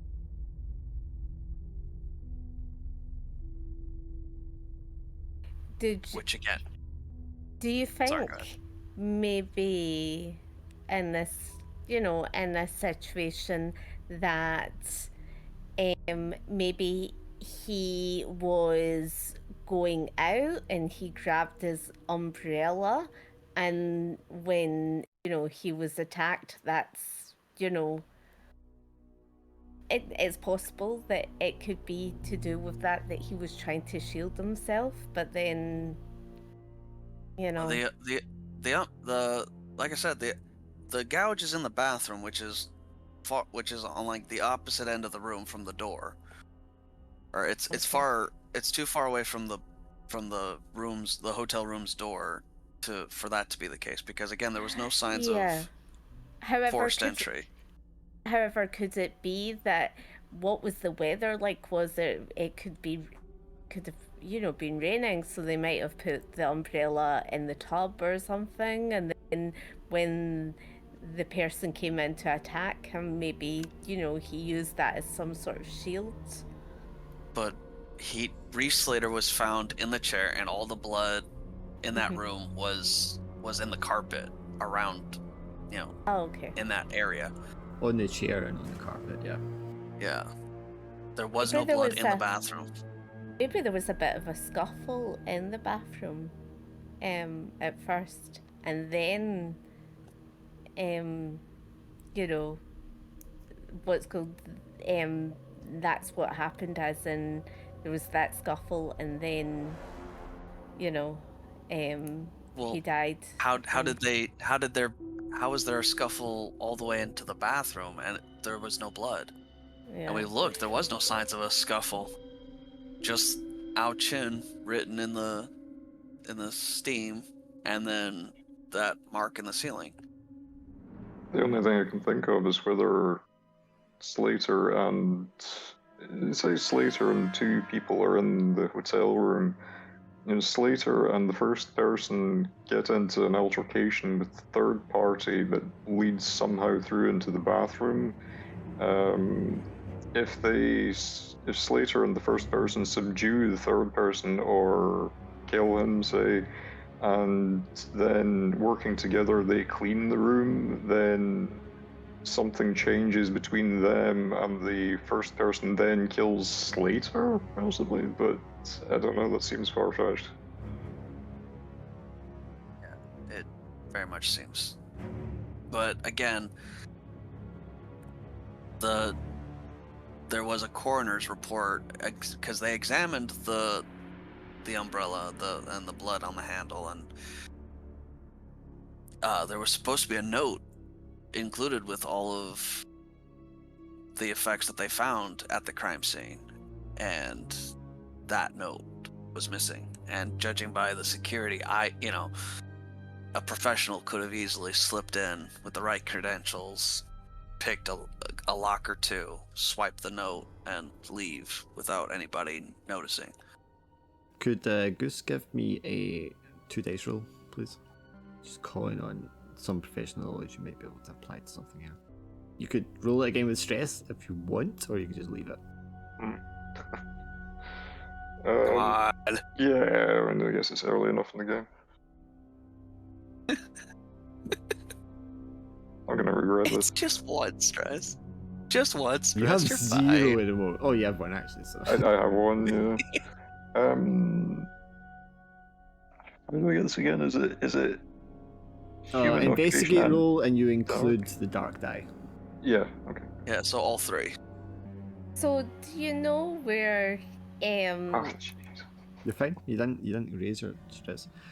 So Mark is going to know through training with MI6 that something like an umbrella, because obviously Suchi mentioned, what was the weather like, but agents will often use everyday items that don't really look out of place as an aid to, make themselves look more or less conspicuous, to attract attention, to avoid attention. And an umbrella can be a really useful thing to just pop up for 2 seconds to hide your face as you're walking by a desk or someone like that. Oh. It's a very practical, everyday thing that can be used. And like you said, in a pinch, it can be used to jam a door, or act as a defensive weapon or something like that. So it's something that's it's not obvious, but it can be used in a multitude of ways. So it wouldn't be unusual for an agent to carry something like that around with them. I was thinking that of the old movies when they had the umbrella. Yeah. In the old sort of espionage films. Yeah, it's just something that's everyday, but you can use it in a multitude of ways to be a useful tool. I imagine the Americans, the better ones, probably aware of this stuff as well, but they're like, I'm not carrying around a fucking umbrella. So you examined the body. Was there a briefcase there? Did they have a briefcase? No, nothing like that. No briefcase? I find that very Why are you odd. asking about a briefcase? Odd, Yeah, Mark, why are you? Because generally in our MI6 squad, there's usually people that have briefcases, isn't there, Mark? Yeah, you would think he would have something to carry around as items. I'm sure it probably was taken from the crime scene before they examined it. Would you like to make any of the evidence you have on your side of things available for the other side to look at? I don't know, Brits, would you? Or do you only want to share it through conversation? It would be up to the leads to decide this. I don't know about you. I'll go in character, Mark.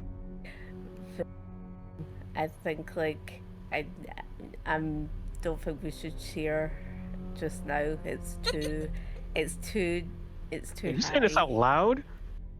No, I'm not saying this well, out you loud. would have to whisper it to him because you're all at a table together. No, I'm just kind of just looking at him, kind of Yeah. don't do it. Knowing what Laura's like, she would look across the table and shake her head vigorously, going, "No." Why are you shaking your head? Stretching for my tea. Just writing, don't tell them anything with noodles on the plate. What? Well, we found. Ow! Why did you kick me?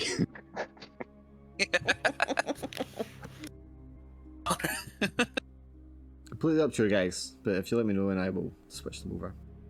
I mean, Were there any I already signs did. of... Sorry, No, guys. no, go ahead. Was there any sign of him being intoxicated when he died? Was there any sign of him being drunk or taking drugs?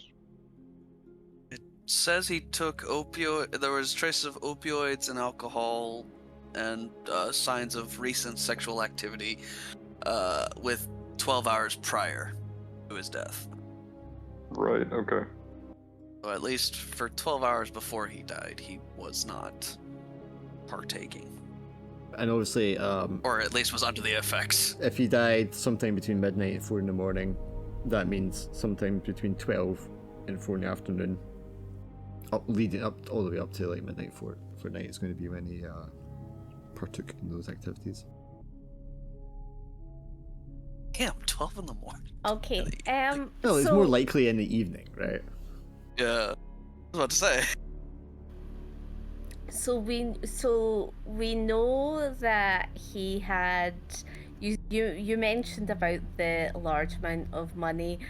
We kind of know that as well. We know that he was in possession of £8,000. Well, we knew he requested it, but we didn't know if he'd spent it or if he still had it or not. 8,000? Yes, that was.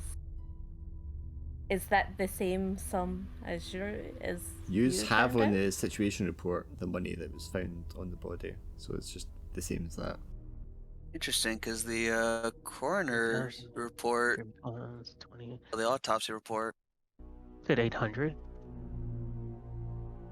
8,000 was what he requested. But apparently what was found on him was an envelope containing 1,200. Yeah, it's really yeah, it's really strange how he had this envelope of 800. Does a black Brio pen mean anything to you two? Biro pen. Do Americans not Oh, call it pens says- biros? Oh, biro. Biro. Sorry. I can't believe you don't have vinyl pen. Sorry, joking. We don't have any notes on that, but I don't know. We're still waiting on. I believe we're still waiting on more reports being declassified for us about the dead man. So I don't know whether anything may yet come to light. Okay. Well, we have to share. So...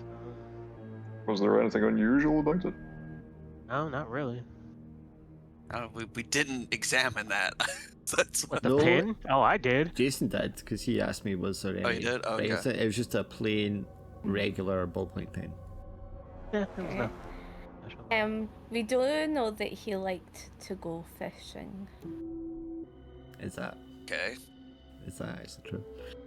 Yes? I know what you're referring to, but Yeah, I think that was just an expression. Oh, okay. Well, bad. I've been silly. Oh, is that a different kind of fishing?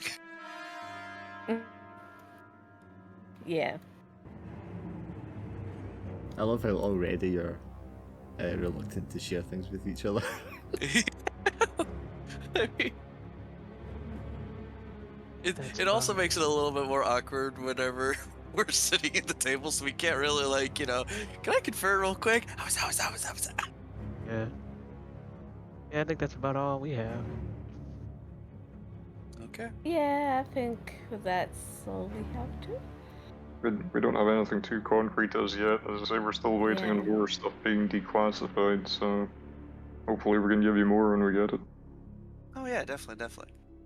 It's funny how it was 8,000 and then 1,200 for the. Yeah. Yeah, somebody definitely some money. How many days in between? Yeah, it's about 3 weeks. Yeah, that's true. Yeah. Oh, since he requested it? Yeah. So Yeah, looking back probably at the got notes, the it's about... request and yeah, probably been spending it since then. Okay. Well, in any case, the killer didn't want the money, so otherwise, why leave 1,200 behind? Might as well just take the whole fucking envelope. Hmm. We were thinking about going to investigate maybe the pub next to the hotel. Wait, is there a pub next to the hotel, like a bar? There would be a bar in the hotel. Yeah. Well, we could maybe all four of us. Yeah, we could ask the bar staff if they knew anything about our friend Coles, who we're very concerned about due to his problem drinking. Again, I don't want to intervene in anything too much. I just want to ask the CIA agents, because they haven't raised it at all, about the notepad. If you were planning on mentioning that, or if that's just something you want to play close to your chest. I don't know what you're talking about. Okay. Yeah, me neither.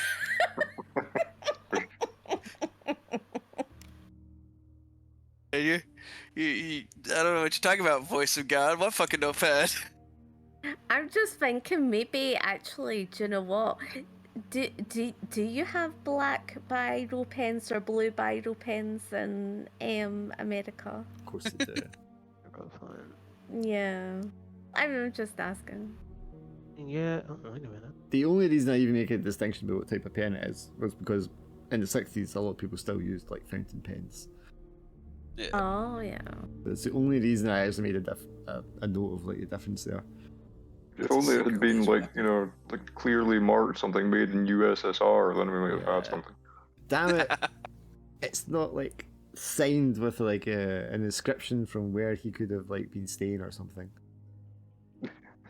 We'll ask this. It's MRD.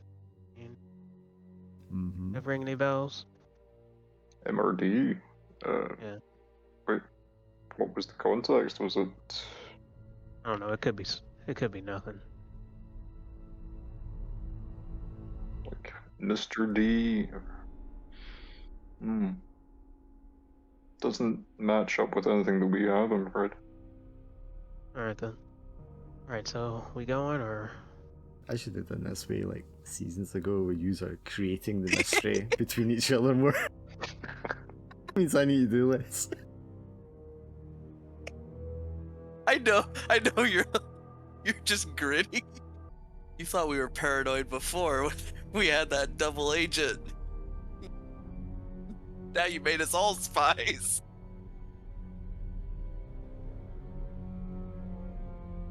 Shit. Well, we're gonna say something else. Well, Mark, do you want to say it? We do have a lead on somewhere that he may have been a patron of when he was out having a good time with some women of low moral fiber, shall we say. I thought you didn't know where Well, he left the party. it's not a definite thing, it's just a possibility. Could be nothing, it could be something. Yeah, could be nothing. Any lead is better than no lead. Is that some sort of area that you guys had as well? We don't know. Okay. I'll give them the address of the place in Tak Cooling Road, Kowloon. It may, if this turns out to be something that was significant to him, it may also indicate a possible link to the triads. Yes. Oh, yeah. So the address is just like, it'll be like a 116 or something like that on Takkuling Road in Kowloon. The big information, come on, give us some information. Are you going to tell them the nature of the business at this address? Well, I mean, did I not kind of say that to them? It's a brothel. Yeah, I gathered as much. Yeah. The last place he visited while he was alive. Well, I mean, 12 hours is a long time. Yeah. You got Definitely one anything? of. You got anything for us? That was good boogie. The boogie one. That was big. That was big. Come on. Okay.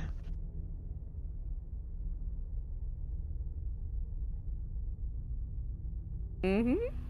We're like, wait. Do you know what's funny? It's like when agencies did do like joint operation stuff like that, because they were, especially American like intelligence agency stuff, they were so competitive between each other.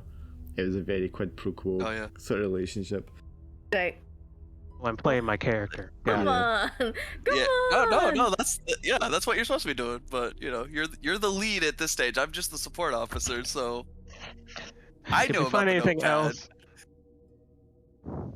No, we didn't. See, we don't add anything else. Okay, got it. Oh. Okay. What? Where we stand? That was a big information that we gave you. Dark, that's metagaming, isn't it? No. Have you met Laura Not before? really. I'm the queen of meta. Oh, that's a bold statement. No, not really. So, I'm serious, not really, because it could be nothing. Calvin, you looked as if you wanted to say something. Mm-hmm. now we're getting a little metagaming.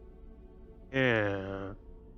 Yes, I mean, I think if there was going to be any cards on the table sort of discussion there, it's between the leads would be the ones that kind of pull that. Yeah. So I think if James is not mentioning the notepad, I'm not mentioning the notepad. Because to be fair, it's really not a whole lot anyways. But I am waiting for something. That's for sure. Yeah. We'll reveal it in time, maybe, possibly, probably not. The waitress comes up again. She's obviously got quite an English accent. Says, everything okay for you, party? Would you like to order anything? Did you? I'll probably like order something light, just to keep up the illusion of us having like lunch together. Yeah, Sam. Okay, so a couple of salads. Yeah, I was going to go for a sandwich. You better give me a club sandwich. What do they cook? Couple of club sandwiches, couple of salads. Yeah. Caesar salads. Yeah, I need a dead animal. Give me a club sandwich. Alright, I mean, we're more of an Italian restaurant, but okay. Oh, wait, Italian? Oh! That lasagna. Oh, shit. Okay, 2 lasagnas coming up. Damn, 2 lasagnas? Shit, that's big. Well, I mean, you don't get a full lasagna. So when you order food outside America, you don't get like the whole thing. You get a portion. For fuck's sakes, this guy. Like, man. Sure, they will prepare a lunch and bring it to you. You can politely dine together.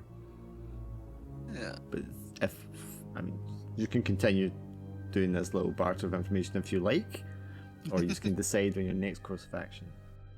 Next course of action. Yeah, it looks like we're at kind of an impasse for now, I think. Hilarious. It does feel very in agree. character, though. It feels very appropriate. Yeah. Especially with the CIA. I agree. You should have done this a long time ago. This is fun. Though I do believe, Swindle, that you just want to know everything that we have. Well, of course he does. I always. We're always American. do. What the fuck? Well, that's got nothing to do with me being American. Yes, I always want to know. does. Well, not that far, but. He's like, well, no. You don't think Laura's chomping at the bit to know everything you have as well? Oh, yeah, I know. I want to know. The I want to know about confess the thing all over again. notepad. So, What I know about the notepad is the most important so you're thing out of the game. politely dining, and the British ever so politely, with the small talk and discussing the weather. I'm not sure if that just kind of like infuriates or bores the American counterparts. No, matter of fact, Calvin just as cheerily and politely will Actually, engage in conversation. Funny enough, I'm working, because the notepad is writing me. I'm just listening to every word. I'm like, that looks great. Yeah. I mean, the other funny thing is, there's nothing stopping them getting the autopsy report by just going to the morgue themselves. Yeah. Yeah, I was going to say, I'd imagine we would get the report, but I think, we wouldn't necessarily get the same experience as if we'd seen the body firsthand. Yeah. I mean, given that we already know the evidence is being doctored, so you sit and have your meal together, the waitress comes back, brings you tea and coffee after your meal as well, if you want to spend even longer fencing. But obviously, then we're going to come up from maybe 3:30, 3:30 in the afternoon. You guys got a couple of hours almost before your meeting, which you haven't told them about. Yeah, I don't know. I mean, I feel like in the interests of trying to butter them up, I should offer to, take the Americans somewhere like later on in the evening for some entertainment. Like, I believe horse racing is big in Hong Kong. Like, maybe we could go to the racetrack or something like that. I think horses do not usually have like evening races at like 5-6 p.m. They have like a I'm just thinking like something we could go like after we've been to our meeting with Yep. Okay. Yeah, they're probably like maybe like 6-7 p.m. because it's cooler. Evening race, and that would be like when everybody crowd around into the bookies. Yeah, I thought, it might be nice if you guys would like to experience some of the local flavor. We could go see the race. If you want to make a bet for a little bit of, just for a little laugh. Sure.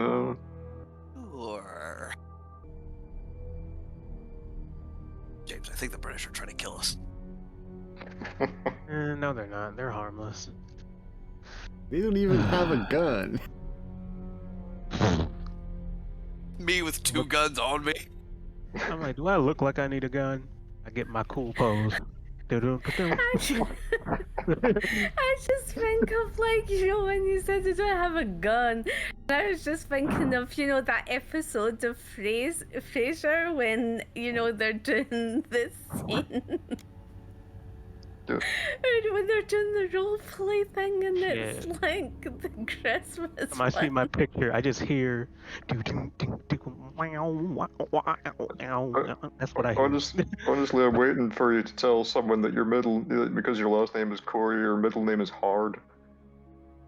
Okay, Hardcore. see, you are just. It'd be Jason H. Core in that case. Yeah. What's the H stand for? Hard. I'm as hard as they come, baby. There you go. That was great. When really it's like Henry. Yeah. Harold. I don't know. Harry. Right, okay, so offer of meeting up again at the racetrack for evening races. Yeah. To blow some steam and be a bit more kind of casual. Is that where you just want to kind of leave off and then you can come back and meet up there? Yeah, let's do that. Yeah. Yeah, I Sounds think so. I'm going to grab a drink very quickly and then we can come back and we'll do your guys' interview with Station Master, and then you guys, Americans, if you want to do anything in a couple of hours you have before the racetrack, we can do that. Sure. I'll give you an extra minute to look over all your documents again. I'll maybe run and get a drink real quick as well, actually. That sounds like a plan.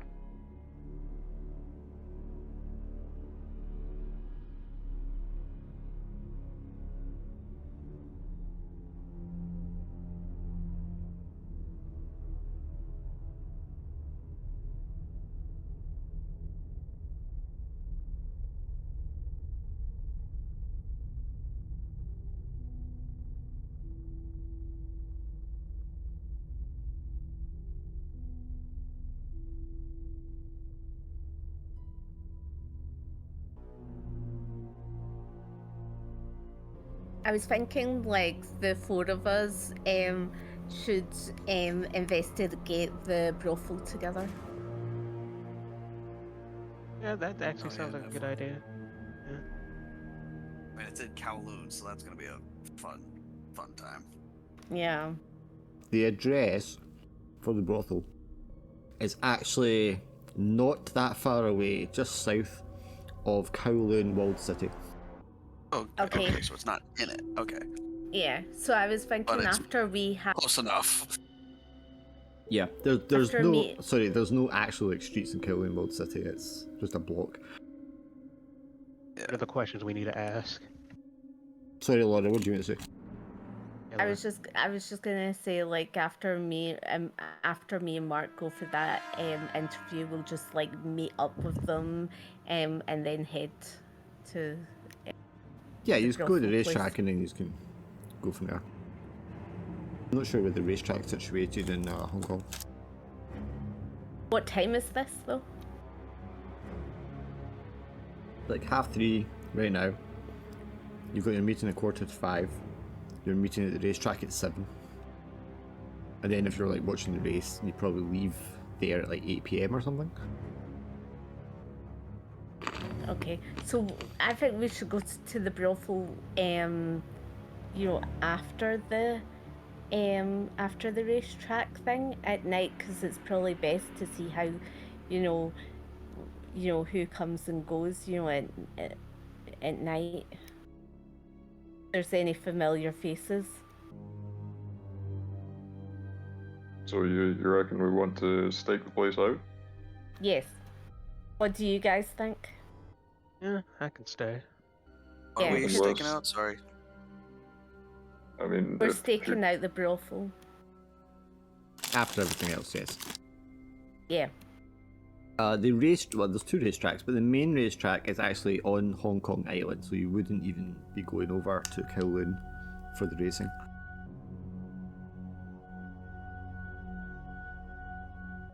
Okay, yeah, so if you finish up your lunch, your tea and coffee, you agree to meet at the racetrack about 7 PM, or for the 7 PM race. Yeah. And the Brits, you just get into your little car. Americans just go off into your Jag. We'll do them with the questioning, but before that, CIA agents, when you just get into your car, just want to say anything to each other or make any plans or do anything. It's like everything. Yeah. Thank you for not saying anything about the note, because not that I don't trust them, I just don't. Something told me just not to tell them. I mean, yeah, we know that there's rumors of a mole in their organization, which is kind of why we're working with them. So Any we gotta be questions? careful with. Careful with what? Well, I was saying we need to be careful with information that we give to them because we don't know who's the mole. It's not likely to be either of them, but whoever they give that information to might be. Else we should, like, questions that we should be asking them, or not them, the brothel. I mean, just when was the last time they saw our, Reese Slater or David Cole? I think David Cole's his cover name, so yeah, just say Dylan, whenever they last saw, or Dylan Cole, yeah, damn it.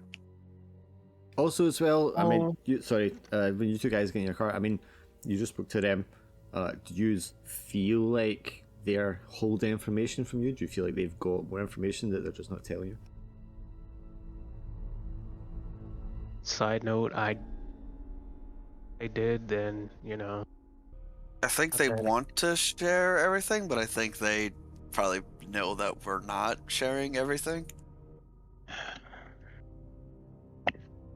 But again,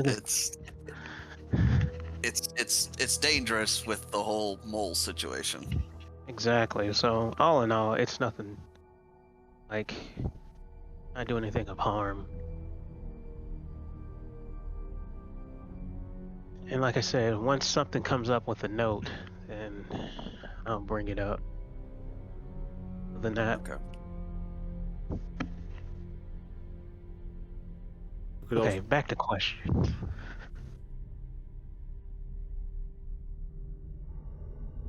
Like I said, just double checking when. I mean, if we don't ask, they're probably gonna ask it anyways, because that's the more logical thing. Is like, when was the last time he was here? What was he like? Did he come regularly? Yeah. Say anything. anyone we come can here talk to. Often. Yeah. Now, you think we should have like a cover when they ask us like, why are you looking for him and stuff, or? I think let the Brits take the lead on that. Okay. So Nothing else. I really don't. I just wanted to ask you guys as well, because obviously you dropped MRD to see if it got a reaction from those two. Yeah. And they didn't seem to know what you're talking about. What do you guys think about it? I don't know, because Me either. I'm dead on Rival. I'm like, because okay. there's right. yeah, without spoiling too much, because there's the numbers. Obviously, that's the room number, and I think that one might be a meet time. And I'm guessing the next two are just like how Dylan, how the contact sounded to them, and then this MRD question mark. Obviously, I think that's like, is this person scared or paranoid of whatever MRD is, or who MRD is? But the fact that there's really much else. I just wanted to know where you were at with it yourselves. Using user. I mean, you can like text chat to each other if you want like questions you'd want to set up, just to make sure you get everything covered when you get to the brothel. Or if there's anything you want to press the Brits on that you think they might know and they're not telling you that they should be, maybe an idea of that as well. So we go back to Suchi and Mark. You get into your car. What's your immediate kind of thoughts? I mean, I think the Americans are definitely holding out something, but perhaps they just don't feel that they can trust us. Yeah, I definitely felt that it was a huge thing that they've got, and yeah, they're just not sharing, which is fair enough in a sense, because there's a mole in our organization and we've just really met recently, so I think we gain trust at both ends, and try and navigate what sort of agents they are, and making sure that they're not too chatty with other people, or spillage of information. I think this is a good, when we're going to the brothel together, I think this is a great opportunity to see how they really interact with other people, and what they say. Yeah, that's a good point. We'll probably get an idea of whether they're just brute force or whether they can actually be relied on to go in subtly. Yeah. Okay, sure. And yep, start the engine, go your own way. You just head back to the building where you're going to have the meeting. Is there anything you want to swing by on the way there? I mean, you do have a bit of time. I was just going to grab what's called makeup brush and a wee cosmetic sort of set. I was thinking in case we need to dust for fingerprints, it would be a good idea to have something like that on us. I mean, we probably won't need it for the meeting, but just to have generally. Sure, if you're planning on places afterwards or something. Okay. In case we Yeah, I mean, I don't think that would be difficult to come across. I mean, if you're going for like a makeup kit, that's obviously very easy to come across. If you're going for like a proper, I'm not even sure what the dust was called that they used for fingerprints. It's obviously a very like fine, sensitive one. It's the same kind of dust used for filmography or something, I think. But yeah, I'm sure given the time you've got and your expertise, you would know where to get the suitable materials to have something like that, so it's not a problem. And after you've procured that, you just make your way to the building. Mrs. West isn't going to be there at this point, but there will be a secretary who directs you to the meeting room, which has been listed under Smith. You get there, and it's quite a large conference room up on the 3rd floor. And it feels kind of weird, just the two of you coming into this massive room with like 30 seats around this massive table. So again, it's Jacob Poole, isn't it? I will get pictures for these contacts at one point so we can put a face to them, but yeah, so you sit there, just lay out your stuff, and Mr. Poole, who you've met previously, the previous evening in fact, comes walking very quickly into the conference room. Alright, you two, good evening, good afternoon. Okay, I'm on a bit of a rush here, but my secretary told me that it was urgent. You needed to ask me a few follow-up questions, so let's have at it. Fire away. Of course. Thank you for seeing us at such short notice, Station Master. We won't take up too much of your time, but from the evidence we've been receiving, from what the Americans have told us as well, that we are putting together a picture that something has gone missing from the crime scene. There of Slater's. We believe there is his umbrella had apparently a note attached to it, which was not in the description of the scene that was then later published. So we're deeply suspicious that there may be someone who's compromised the operation already. Do you have any suspicions of who? I mean, we know there is a suspected mole at Special Branch. Do you have any idea of who that might be? Are there any suspects for this? First clarification out of character. The note was like the medical examiner's note about the umbrella in the autopsy case file. It's not like a note that was with the umbrella, if that makes sense. So I don't know if they got mixed up or if I got mixed up in conveying that, but that's the situation that would be. But there's still a note missing from the case file. Someone seems to be trying to withhold evidence. Yeah. Yes, but and Poole's like, well, the Chinese intelligence and counterintelligence, specifically in this area, are excellent at their job. We have migrants coming through every day. There are vast networks of family connections, obviously, and so it's not surprising that there are leaks or multiple leaks in the Hong Kong police, in Special Branch, despite the extensive vetting that we put in place. I'm fairly confident that our station here in Hong Kong is not leaking information, and there is someone in Special Branch. I can certainly give you a short list of names of several people that I have under suspicion, but we don't have anything concrete at the moment to indicate exactly who is leaking what information. Anything you can give us would be an advantage, sir. Just as this is basically what we've come up against in the first day, so I felt it was best to deal with it as a matter of urgency. Well, off the top of my head, your Special Branch detective that's dealing with the case, that was assigned the case, Mr. Bruce, he was there at our appointment, so I don't believe that he would be your leak, which is why I made doubly sure that he was the one that was going to be in charge of this investigation, because obviously given the sensitive nature of it, we don't want anything leaking through.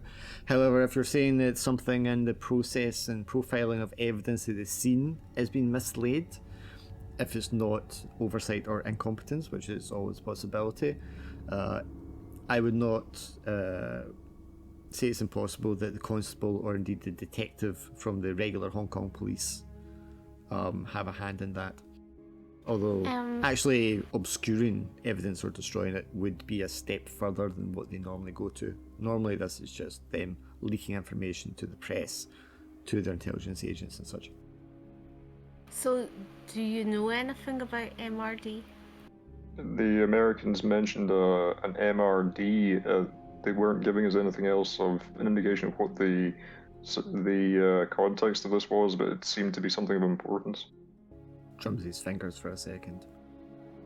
You've spoke to Mrs. West today and been given the case reports that have been released to you regarding Agent Slater, I assume? Yes, we've got the reports, yes. I haven't been given clearance yet for all the details of the assignment that our agent Slater was involved in. He had his tasks and assets that he was developing as part of our station here in Hong Kong.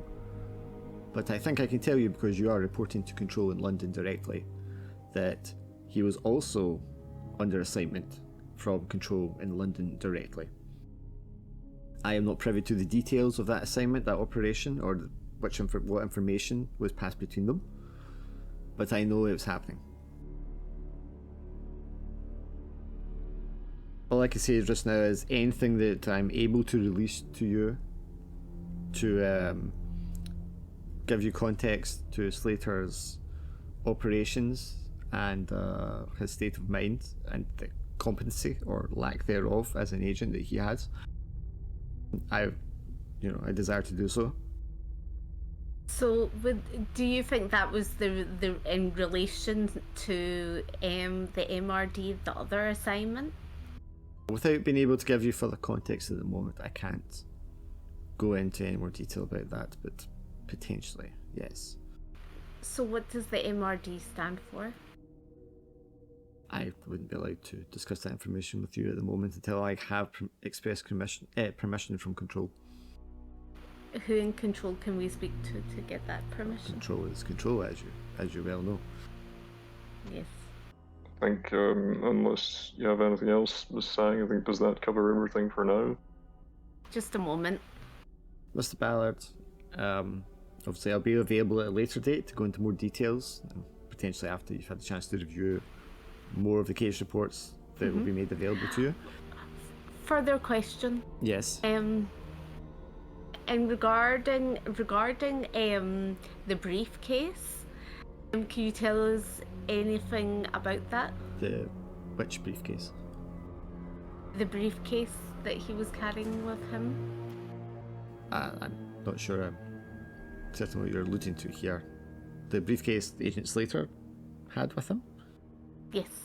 When? The day of the murder. I wasn't aware that a briefcase was recovered at the scene. Oh. Can you possibly look into that? Isn't that your job? Isn't that why you're here? Yes. I must say, yeah. Slightly befuddled why Control is assigned such, if you don't mind me saying so, inexperienced field agents to an assignment as important as this. But as I was about to say, Mr. Ballard, I had my issues with Agent Slater and his performance.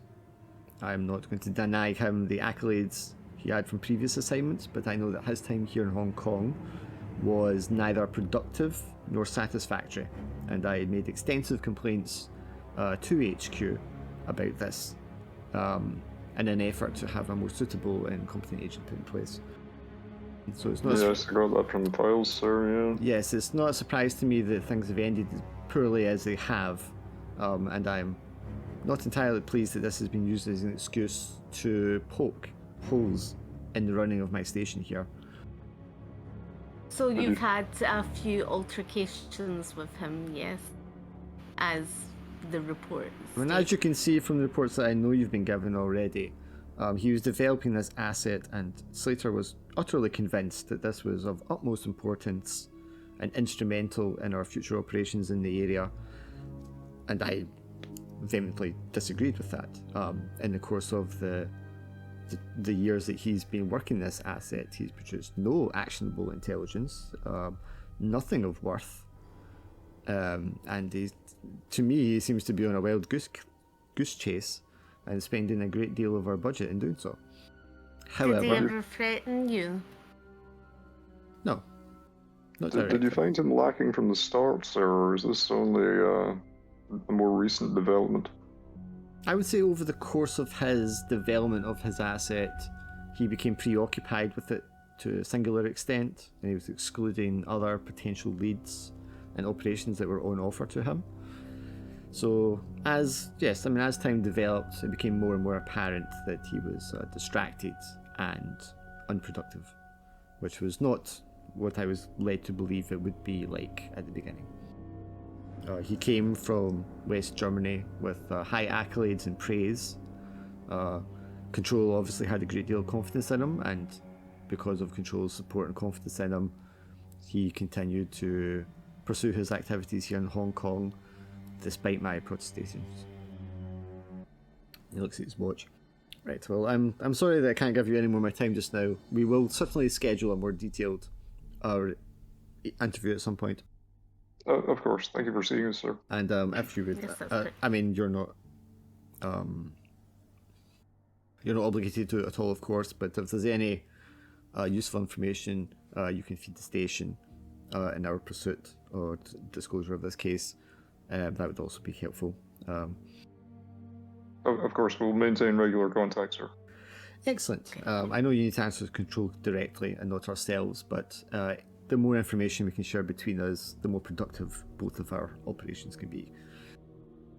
He stands up. And, Of course. Okay, shakes your hand. Mark takes your hand, Suchi, and gives you a gentle shake. Says, sir, madam, thank you for your time. I'll speak to you again soon. And he leaves you there in the conference room. Thoughts? Yeah. Difficult to know what to make of him, really. It was quite negative, I feel. He clearly doesn't have much time for Slater. Yeah. I think there was a few altercations. I wonder if it'd be worth asking Control if they can give us more on Slater, especially if he was reporting to them directly. Yeah. Yous will have memorized the hotline you can call to speak to Control.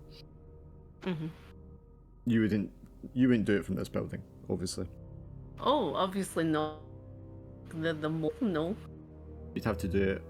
I need to think. You would either do it from a very public phone that nobody would have time to intercept, or if you didn't trust, if you were that paranoid, you wouldn't even use that because of the public switchboards and what they might overhear. So you might use something like a direct line from the governor's house. Yeah, I mean, I guess if we've got time before we go to meet the Americans at 7, I mean, this would be 5 by now, I guess, so we could go and see if we can get in touch with them. Yes, and I mean, you're only maybe a 15-minute drive from the racetrack, plus parking time and all that, so it's not going to take you long to get there. Okay. So, so where would you like to go to make the phone call? Would the Chamber of Commerce be a secure enough place, or would it need to be somewhere even more so than that? Why don't you give me a 2 dice roll? Maybe investigate or risk action, doesn't matter. Yeah, I mean, you can reroll that with stress if you like, to try and determine how secure it might be. I think I might look into that more. Yeah, you're so I mean, obviously you've been doing in trade and commerce, and you're if there's a building that's going to be bugged or tapped, it's probably going to be buildings to do with trade and commerce and things like that, because that's the kind of espionage that can actually pay out. Yeah, of course. So that's probably not a great building to use. You would want something. I should really guess that. Yeah, sorry, you would want something so low key they would not bother being listening to it, like public playphones, that kind of work. But there is a risk of the switchboard maybe overhearing something. Or you would want a direct, secure line which does not go through a switchboard, which would be a very high level government building.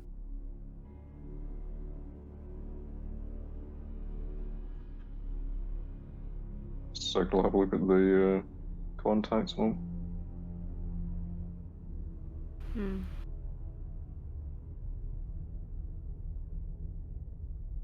There would also be, I would think, some sort of secure radio transmission you could give, and it would be relayed, but that probably wouldn't be a direct conversation, because that would be something that could get intercepted, I would think. I mean, I guess probably the British Embassy might be. Yeah. Would that be too open to an obvious target for intelligence gathering? I would say they would have a direct secure line, because there would be lots of spies, British spies working from the embassy, so they probably do have a direct line to London. Yeah. In that case, that sounds like that might be where we need to head for. Okay. Sure, that won't be a problem. You arrive at the building, present your credentials, speak to someone operating in there who would be like the MI6 contact to get access to this line. So Richard I'll be able to use Suchi Hemingway? because you're the yeah. So Hemingway. If not him, it would be the person covering for him at this time because it's a little later in the day. But I think actually he's probably still there because it's office hours, or just after office hours. Yes, Suchi. So you'll be able to approach him. He'd be like, yes, Mrs. Wall, Miss Wall. We would like, we would like, access to the phone. Of course, direct line to London. Yes, we can arrange that. Takes the two of you up downstairs to the basement room, which is locked behind 3 different doors, with a variety of complex locking systems. It's not just a key in the door sort of thing. As secure as they can kind of try to make it. And then there's a room there, and it's like soundproofed, so it's very, there's no echo or reverb when you get in there. And it's just a table with a phone. Just one of you requiring this call, or both of you? The both of us would require the call. Right, so there's a phone here. If you press this button here, it will put it on speaker, so you can both speak at the same time. No one outside this room will be able to hear anything that's been said. If you tap on the door 3 times, I will answer it and open from the other side. Thank you. This might be like overdone, but I'm trying to think how secure they could really make it. So that makes sense. Locks door, and then you hear a second door kind of locking after he leaves that door, so that he's not even in the next chamber, so you can't overhear it. And something like that might be protocol. And then you just have the phone. There's nothing on it. There's no rotary for the number. You just pick it up, and instantly there's kind of beep beep beep, and there's a click, and then a woman's voice. This is London. We'd like to speak to Control if possible. It's quite urgent. Access number, please. I guess I would just give them my access number. Yeah, it's probably like a 12-digit code or something like that. One moment, please. Okay, access verified. Mr. Ballard, one moment. And then you hear a man's voice. There's a click in a man's voice. This is Control. Control, we're coming up against the limits of what the local MI6 branch are willing to give us. We're being increasingly told we need clearance for them to give us any more details on the matter regarding Slater. We were hoping, would it be possible to expedite any proper authority that we could be given for this? And any sort of correspondence, definitely. Are there any particular reports or nature of reports that you require immediate access to? Regarding an umbrella would be one of them. Regarding an umbrella? Also, an MRD was something that we were not given any further information on. It seemed to be something that they were withholding from us. The umbrella had a note on it. The note is No, it didn't. missing. I just explained this to you. Oh yeah, okay, sorry. The note is from the coroner's report about the umbrella. It's not a note that was on the umbrella. Okay, but MRD. We were also told that Slater was working for Control directly. If there's anything you can give us on the nature of what he was doing, that would also be helpful to us. Give me a dice roll, please. 1 dice. Yeah, second. Sorry, 2 dice, because you are an agent. Suchi, do you also want to roll with 2 dice, please? Yes. So Mark doesn't ratchet up all his stress today. Okay, yeah, so just expressing it in a way that that you need it in order to progress, because you've had something of a brick wall. It's like, takes a moment, there's click, you hear flicking of paper very slightly on the other end. And then there's like a few minutes of silence before like it does any speaking, and then you hear a click again, and the man's voice comes on. Agent Slater was undercovering a secret operation and working undercover in the Hong Kong branch. The subject of this investigation, codename Mordred, would be your reference for MRD, I believe. Okay. I don't think it's necessary for you to know the details of his operation exactly at the moment, but he was pursuing an individual following on from an investigation of an operation that was began with his time in Europe.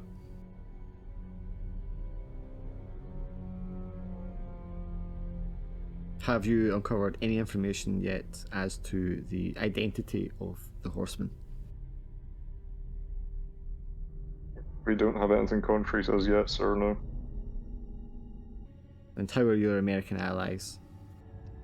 Cagey, but reasonably personable so far. Yeah, they're not so forthcoming with the information. Of course, any details of a special operation conducted by agents for MI6 should not be shared with the CIA at this time until it becomes relevant. Does that answer your question, Agent Ballard? Yes, I think that covers. Yeah, it was mainly MRD that we were interested in at this point. So yes, that covers everything for now, I think. Was there any? I can see. Sorry, I can see. There's a series of case reports in sequence from Agent Slater regarding his operations there, and reports about him over there. They are being validated in chronological order to be released to you. Are there any particular events or references you would like me to expedite for you? Well, possibly give us as much as you can, when you can. Obviously. Would be, yes. He also requisitioned large amounts of cash shortly before his death. If there was anything related to that would be helpful as well. Yes. Right, the Americans gave a smaller figure to what was requested, so, So Agent Slater, like yourselves, has access to a support officer and be able to requisition funds for operations as is required. But if there's, I will make a note that if any large amounts were requested within the most recent history, that be highlighted for you. Also, is there any information on a briefcase that he used that day? I think you have in the situation report everything that was detailed about the crime scene and what we know of Agent Slater's activities during that day. Yeah, I just find odd there was nothing mentioned about a briefcase, because we usually carry a briefcase. Well, I mean, I would think, Mrs. Sow, that really depends on what the agent is participating in. It's not always practical to be carrying a briefcase about with oneself. Yeah, that is true. Very well. Call me again to update when you come across any information regarding your target or your mission directives. I want a quick question. Yes. 2 seconds. 2 seconds. One other thing, if you could possibly highlight anything regarding Bowley Fenning in the report. That's what I was going to ask. Bowley Fenning. I believe Mr. Fenning was one of Agent Slater's contacts, informants. The reports we've received so far indicate that he was Slater's link to the Horseman. Apparently, he introduced them. Of course, I'll have any files regarding the name highlighted and expedited for you. Thank you. Hopefully we can get those released to you within the next 24 hours. That would be excellent. Alright, well, good luck, agents, and keep me posted on your mission directives. We will do, sir. Thank you. Click, click. It goes back to the tone. Knocking. There's a clink, clink, doors, clink, clink, shove, clink, clink, and the door opens. Everything satisfactory? Yes, sir. Sure. Yes, thank you for letting us use the facilities. Of course, it's my pleasure. Locks the doors behind you as you leave, and then says, if you wouldn't mind taking the elevator to the left, I'm going to take the stairwell to the right. Thank you. Of course. The elevator fills with gas as the doors close. Mission Impossible tune plays. I was half expecting, it's like, oh, they did knock 3 times. I'm not opening that door. And then Knocked the room fills with gas. Yeah. Lasers, So if you want to skip just a little bit, if everyone's okay with that, to the noise of the crowd, the thunder of the horses, you are standing by the racetrack, tickets in hand for the bets you've placed, surrounded by people of all walks of life, cheering and shouting and chatting and drinking and just enjoying the evening sun, or the twilight of the... I'm trying to think how equatorial Hong Kong is. I think it's enough that it kind of just goes nighttime on a dime. So it wouldn't really be much of a dusk. But yes, crowds, cheers, lots of noise, lots of people, and you're all kind of like standing there, like, I don't know how much attention you're paying to the race itself, or how much you've bet. How much have you all bet, proportionally? I think I would make like a fairly kind of token bet. I think, like whatever the equivalent at the time would have been, betting like maybe £20 or so. A few quid sort of thing. Okay. Yeah. Yeah, I'd be the same, just a very... Okay. Fairly token. conservative bets, give all things considered, but I mean, that fits you. What about our other two? Splash for cash. Put it all on that one. No, I'm just kidding. As a crippling gambling addiction. I mean, I can't remember if anyone's written it for the character, but that could be a thing. Not Thomas. He's too sensible for that. No, but if anything, I'll probably whatever will help me blend in better. All right. If I would stand out too much, not betting. Okay, so you're paying attention to what other people are betting and betting something similar. Yeah. Very astute. What about you, Jason? I am so sorry. I've been talking all day. £1 on... So very conservative bet. I don't gamble much, but I do like luck. So okay, so just a little. Yeah, so just a little flutter. Sure. Okay, so they're all betting like 20 quid, a tenner, and you're like, a single £1, please. That's fine. You all get your tickets. Are you all betting on different horses? Probably. Like I said, I want the lesser known horse. Oh, okay. So big odds, low bet. Okay. I think I'd probably go for like a moderate, not like the safest one, but like just kind of enough that it would be, kind of a nice surprise if it came in. Yeah. And that's me the too. lesser horse I want to know. Okay. I see y'all. Okay, If anything, everyone. I probably would have gone for a safer bet. Everyone roll dark die. It's a stress die. Oh god. Hell, I'm rolling stress for. Are the horses possessed? Oh no, my £1. Oh, for fuck's sakes. Oh, wait.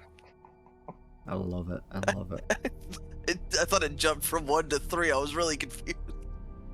Like, no! Jason Oh no, pays my off. £1. Your £1 comes back as a £101 return. Holy damn! The crowd are like, So it was a stress dice, did you say? yeah. That's what he I said. can't believe I got my stress. So yeah, that's just stress because you lost. Everybody's shouting and jeering. The crowd is like aggressive and angry. There's just like a wave of aggression because this outsider, there's no chance in hell winning horse, just bolts out from nowhere on the inside track and like takes over everyone else and just like clears the finish line.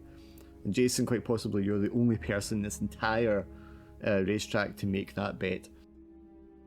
Oh, guess what? That's because of his scrupulous, spending. He's very, He evaluates the situation. I'm just that cool. But the stress, I mean, it's not so much from your bet or the race itself, it's from the crowd. And you can really feel at that moment just this built up tension in the populace, in the city. Like, you can feel like things are on edge and likely to erupt and be troublesome, you know, when there's enough people around together and there's just that spark. And that's what sets you on edge, and the stress is just like, there's a real sense of like, things could get really dangerous given how everything is going. Okay, so I'm like, oh, I won. I'm like, that's great. And then I just like, I look around. I don't know, but we may have to go. Yeah, well, it's time to go to that place. I like that, Jason. You're like head and shoulders bigger than anybody else here as well. Yeah. He's the only one who bet on that horse. Probably the only black guy. Everyone's like, you're like, I won! The entire city. Probably the only black guy in the entire city. And he's super fucking tall. Dude is standing out like a brightly lit, sore thumb.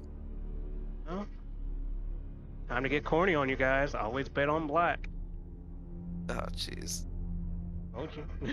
I mean, I was just kind of goes, sort of half laughs, unsure how to really deal with that.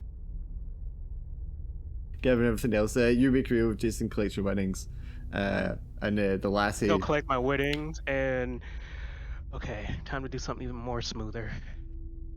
So, is any girls around? I mean, the girl in the booth who's giving you the winnings, she'll like actually smile at you and go, "Congratulations!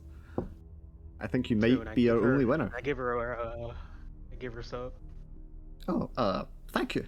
We're not actually permitted to take tips, but I appreciate the sentiments. Just leave it back to you. Okay.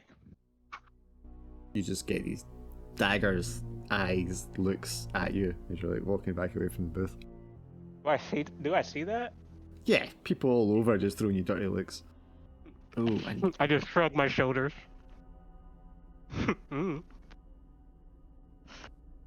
And could you make me a dark die stress roll as well, Jason? I'm good. Cool for that. Okay. Yeah, I mean, you're like, yeah, whatever. You're just like, quite pleased with this. Just, it was fun. And just like, you're walking past and there's people rushing past you in both directions, throwing these dirty looks, and you're just trying to pay attention to it, brush it off and that. But you're taller than most people here, you can see like over them all.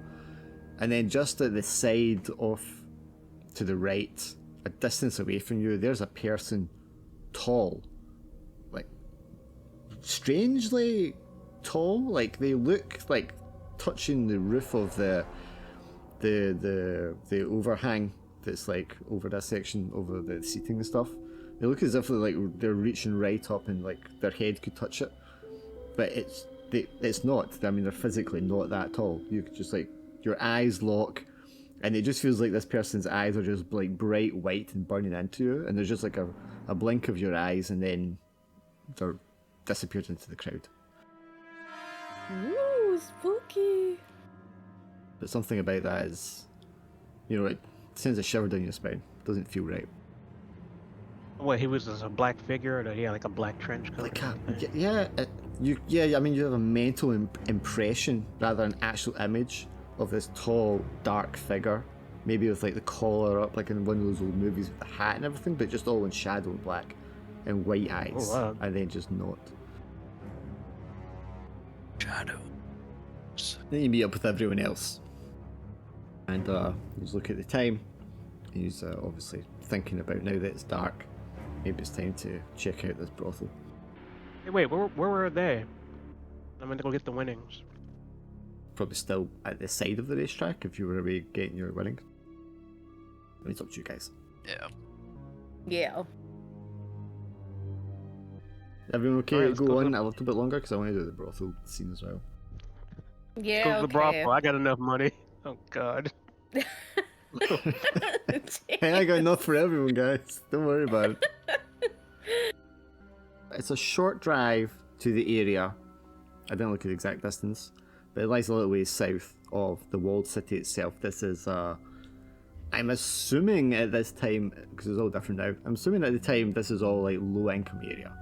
So there's businesses and residential houses, but they're not of the greatest quality. The like public housing that's been created to combat the slums from all the refugees are, I think, maybe like a quarter mile northeast of here, so within sight probably. And that is like a very low down like income area. That is literally people being resurrected out of slums to try and give somewhere half decent to live.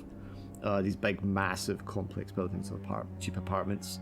And you're just a little ways off from there, so it's maybe a little more upmarket, but older buildings.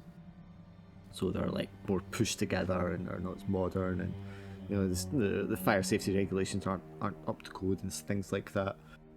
And as you approach, you know there'll be guys, young men, teenagers, sort of hanging around corners, playing cards, playing dice, things like that. And you'll probably have an idea that this is kind of like one of the triads areas. It's all gangs and stuff that control here. The cops in Hong Kong don't tend to like bother with these areas. The British don't bother governing them per se. They kind of leave it up to the triads, who aren't necessarily criminal gangs in the way a lot of people think about them. They're more just like the refugees and the migrants have kind of like formed these organizations to sort of self-handle themselves, and they become criminal obviously from the influence, but you know a lot of people locally would just see them as the people they go to when they have a problem they need to deal with. So they're kind of self-ruling a little bit in their own sort of enclaves. So that's the kind of vibe as you like pull in here. And are you coming in two separate cars, or what's the deal? Well, how do we want to play this? Do we all want to go in, or, you know, I mean, Suki was talking about staking the place out to see who's coming and going, so... Also, I imagine that Suki going into the, like, a place like that might look a bit odd, you know, given the nature of the business. Yeah, if or anything, not, I mean, who am I to judge? I mean, if Suki's staking it out from the outside and just watching from the outside, I think I'll also stake out with her. Yeah, that would be nice. So now she'd come with me. Don't leave me alone. So two leads going in then. Yeah. It also makes sense for you two to go in anyways. Yeah, because then we're just doing some paperwork in the car. James on and... Jason, are you armed going in? You know what? Since God reminded me, intuition. A silenced option and a regular option. Well, I mean, your silenced option is actually the default, I believe, for CIA operatives. Which is kind of crazy. Well, the thing is that this is just a brothel, and yes, anything can happen in a brothel, so... It's run by triads. That's true. See, me going in, they may think I'm something I'm not. But are you armed? I'm gonna say yes, but not a handgun. Okay, so you're not armed. You're not taking your guns. No, I'm gonna take some kind of weapon. I'm not. You taking the knife? That was your other choice. Yeah. A little small. Okay, so you can have a little. Effective pocket. Yeah, you can have like a flick combat knife or something. That's fine. Mark, I mean, obviously you are supposed to get permission to carry a firearm, but you have access to one if you want it. Yeah, I mean, I feel like this is the sort of place where we're likely to get a hat check on going in, so I feel like probably taking a pistol in would arouse too much suspicion. Okay. That's what I'm saying. Alright, so we're both going in. Not totally unarmed, but kind of unarmed. Okay, totally fine. Alright, you two step out, you approach the building.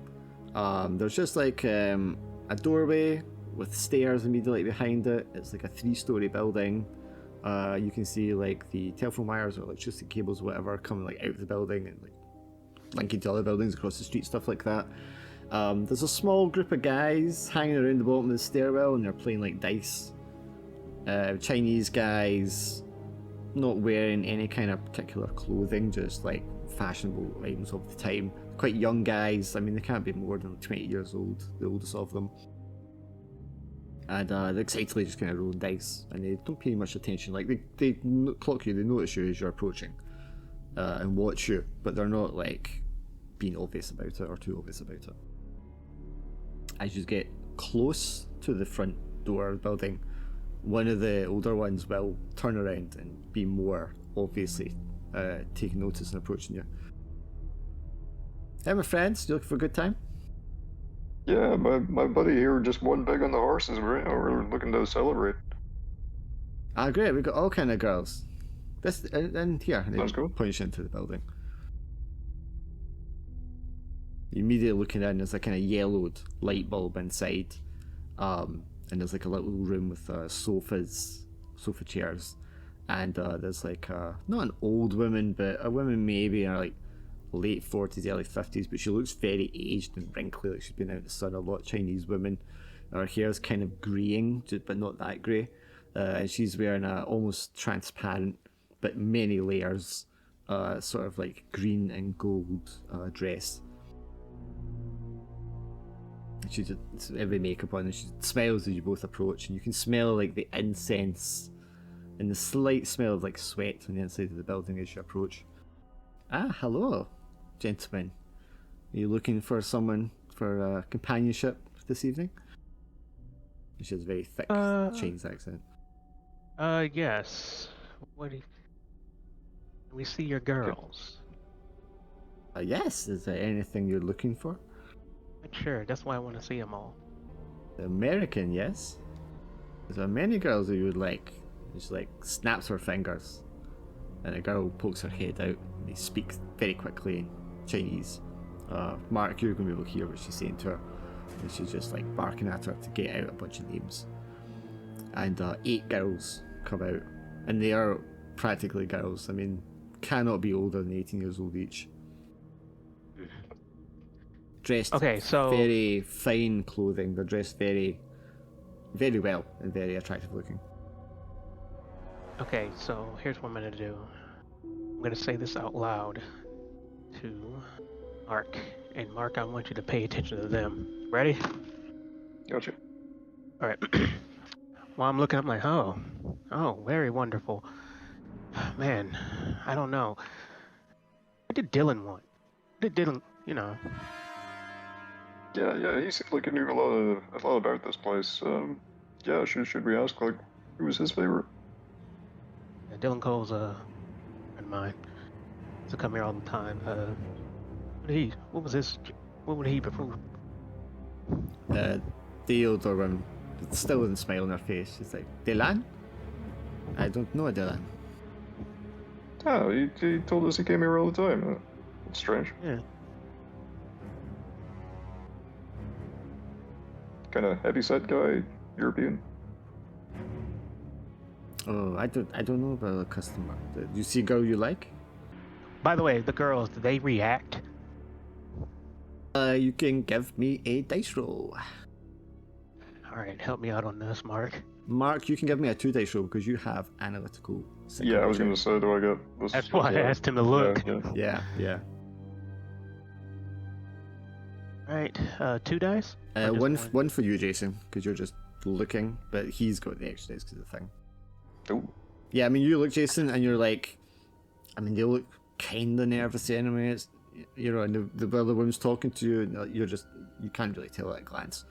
Mark, you're kind of like studying them a lot more carefully, and you see a couple of the girls like throwing each other eyes, obviously, clearly know who you're talking about and are a little nervous about it being brought up.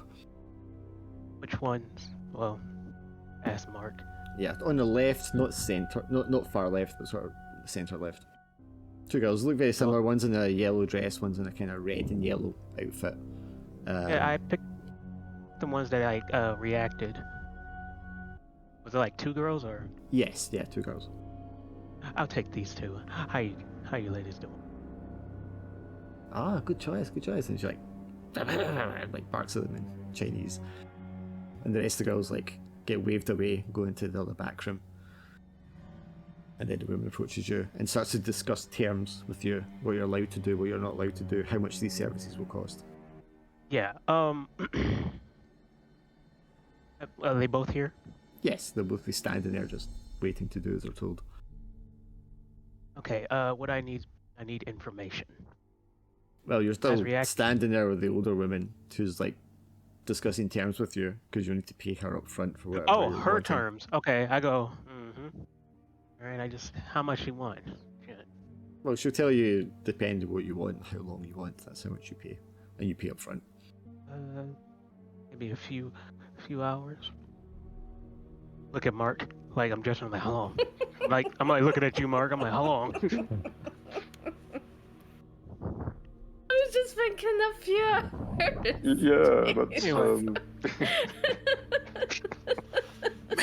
man's got stamina. Jesus. Man's got needs. Mark's like, oh, I'm looking at Mark. I'm like, Yeah. I'm like, all right, how? she'll also be like, you want room together? You want separate rooms? Yeah, Mark, you can come on in. I mean, I don't know, man. That sounds like it'd be awkward. I mean, like it would be like kind of gesturing quietly. Maybe you go with one and I'll go with the other kind of thing. you sure, man? And all, more the merrier, bro. Yeah. Jason's just like Yeah, laid back. He's like, I'm down for this. Mark's like tugging on his collar, like, oh. I'm just messing with you. Here you go. The girls just stand there, like, they're waiting for you to indicate who's going with who, and then you just like split off. You go up to the next floor in the first story. This very thin corridor. You can hear people having sex, doing things in the rooms either side of you, and you go along to like the two end rooms at this corridor, and they're just these flimsy wooden doors. I mean, they're so thin. But when you open up the room to the little bedrooms, I mean, there's the bed there, cushions all over the place. It actually smells quite nice. Like, whatever they've scented the place with is actually quite pleasant to obviously disguise the odours that might be hiding beneath. But it doesn't look, I mean, just from the other rest of the building, the rest of it, you expect it to be kind of grimy and slimy, and there is a kind of ickiness to the whole atmosphere of the place, obviously. But the rooms themselves actually seem to have been kept in a really nice level of cleanliness and such. And you get your separate rooms with these two girls. Yeah. So so what do you want to do? All right. Oh, this is going places. My smooth ass. All right, go in. I gesture her onto the bed. She gets onto the bed, starts to derobe. Hold on. I actually need information from you. And it's information? Yes. She does. At that you do, but then realize that she does speak at least some English. Oh, I need information on Dylan Cole. I don't know Dylan. I don't know no Dylan. Sure, because when the name you got really switchy. Mark, would I presume that you're making a similar inquiry in the other room to the other? I wouldn't. You're like the arm's length. Come on, James Bond, you can do it. Yeah, I mean, I would try asking him, because I think I have passable Cantonese as part of the biography, so I would try asking in Cantonese to see if that puts the girl more at ease when I'm asking, and I would just be like, we're trying to find our friend Dylan. We've not seen him for a few days, and he was in a bad way. We're just trying to find out what happened to him. And okay, so Mark, you give me a 2 dice roll, and Jason, if you give me a 1 dice roll. Because there's a little bit of a language barrier for you as well, Jason, which also makes it a little more difficult. And again, I do know some. I did say that. Yes, I know you do. But obviously, it's the conversation types, he's gonna be better at it. Yeah. I mean, you're separated, so I don't know, Jason, if you would want to kind of push it, and then that way you'd be getting maybe more aggressive with her, or throwing her more money or something like that, to give yourself a reroll with the stress. But you don't obviously metagame wise you don't need to, because Mark's going to ace it anyway. You're like, come on, woman. Nah. I don't want to fuck up my cool moment, so I just so when you're asking her, Jason, she's like, I don't know this guy, I don't know what you're talking about and all that, and you're like, yeah, you do, I saw your ex, blah blah blah. But she's just like adamant, locked down. She's scared. Like you can tell she's scared that she doesn't want to give it up because she's going to get in trouble, and that's just the way she's going to remain. And you're not going to get anything out of her that way. Mark, for your part, you're appealing about this guy's missing. We're worried about him, and playing that kind of angle on it. Yeah. And trying to like put her at ease, make sure reassure that she's not in trouble. We're just trying to find out what's happened to her friend. Yeah. And she's very nervous, and she just like leans over, like she puts her arm around you as if she's going to like kiss you or something, and leans in close to your ear and just goes, Yisu. She was girlfriend with Dylan. Do you know where we can find her? She whispers an address in your ear. She's not been in. She's not been back. They wouldn't let her come back. She was in trouble. We're not supposed to see clients outside of business, but they were boyfriend girlfriend. And when they found out, they beat her and threw her out. But she gives you an address, which is in this part of town. I mean, it's not too far away. I don't think if there's anything else we need to ask, but I don't know, I guess that probably covers it. I paste the name into the chat so you can see it. Yitsu.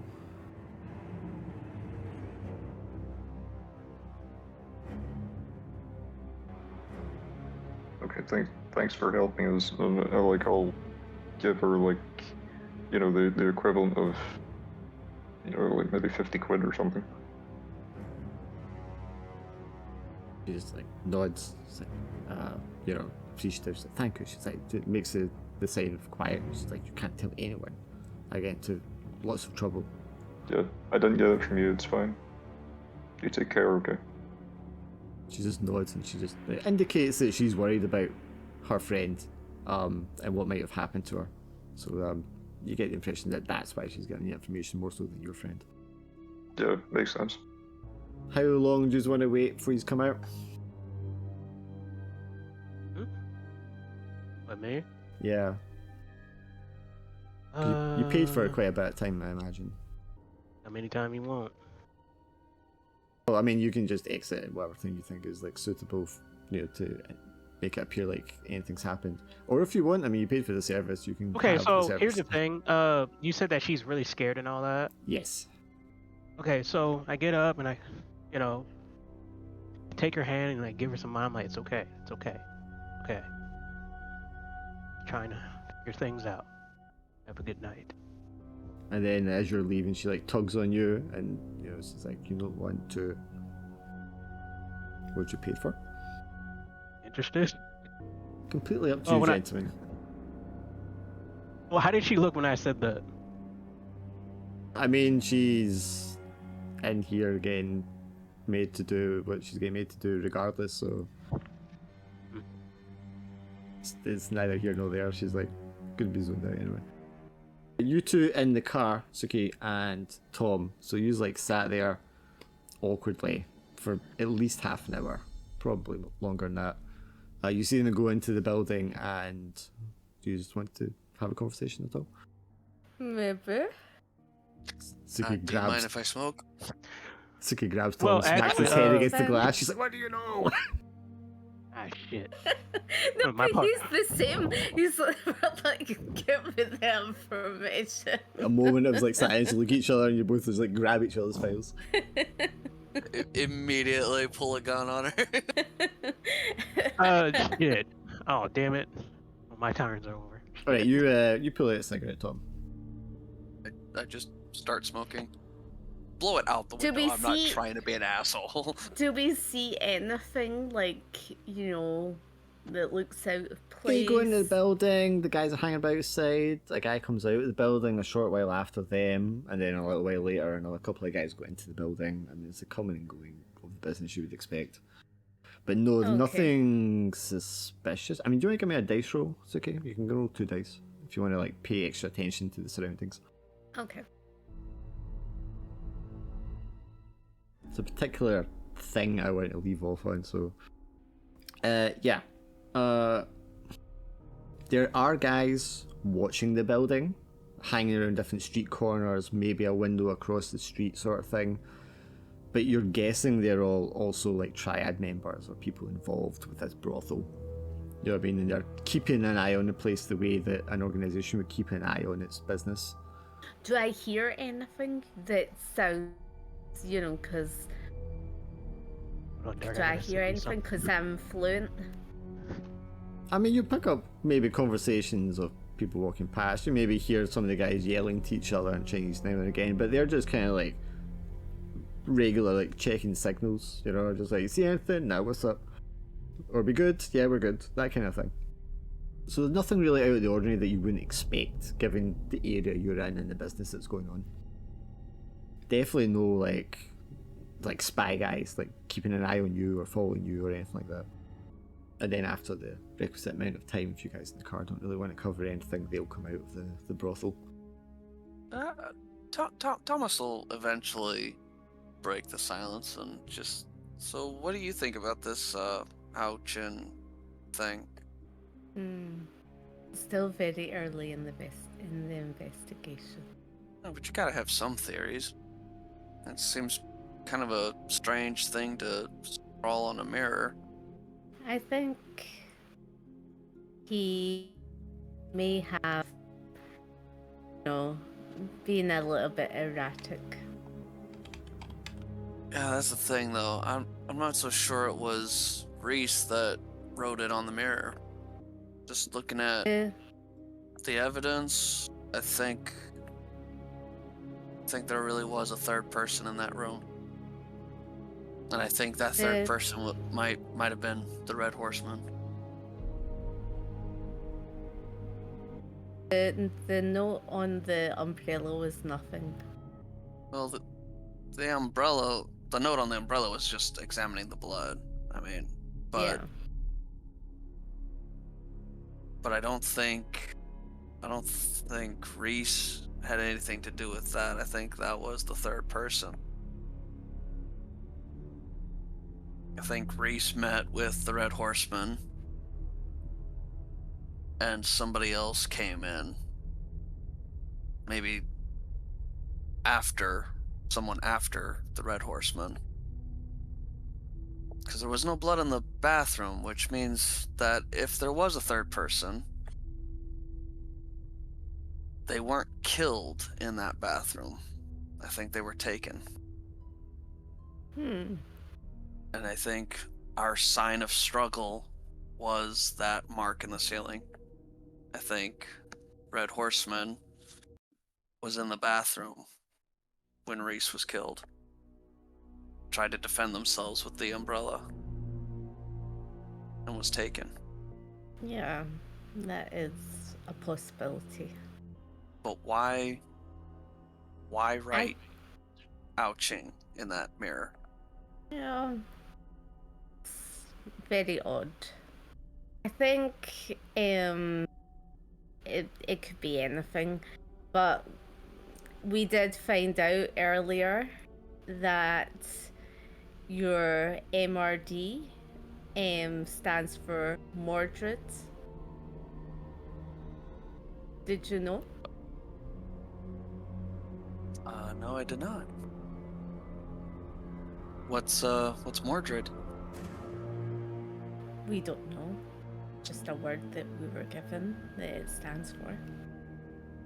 We will have further when the assignment information is, more information is given. Just given, like yourself, bits and pieces. Until those bits and pieces come in to form, then we can hopefully give you more information on that. Anything new from you? That would be helpful. Not a whole lot new from us, but yeah, Mordred doesn't really mean anything to me as far as I can tell.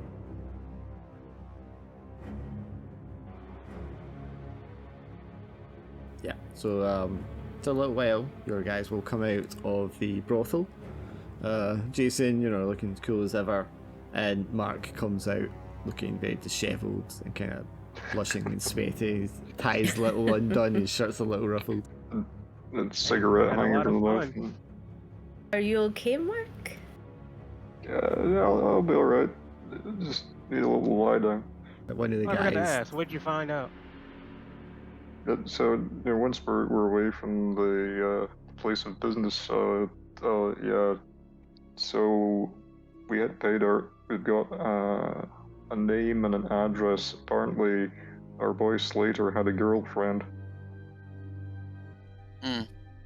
Interesting. What's her whereabouts? And she seems to have gone to ground. She was working with the madam, and apparently they beat her up pretty badly when they found out that she was having a long-term relationship with a customer. Probably would be useful to. How long ago was she beaten? Did they say?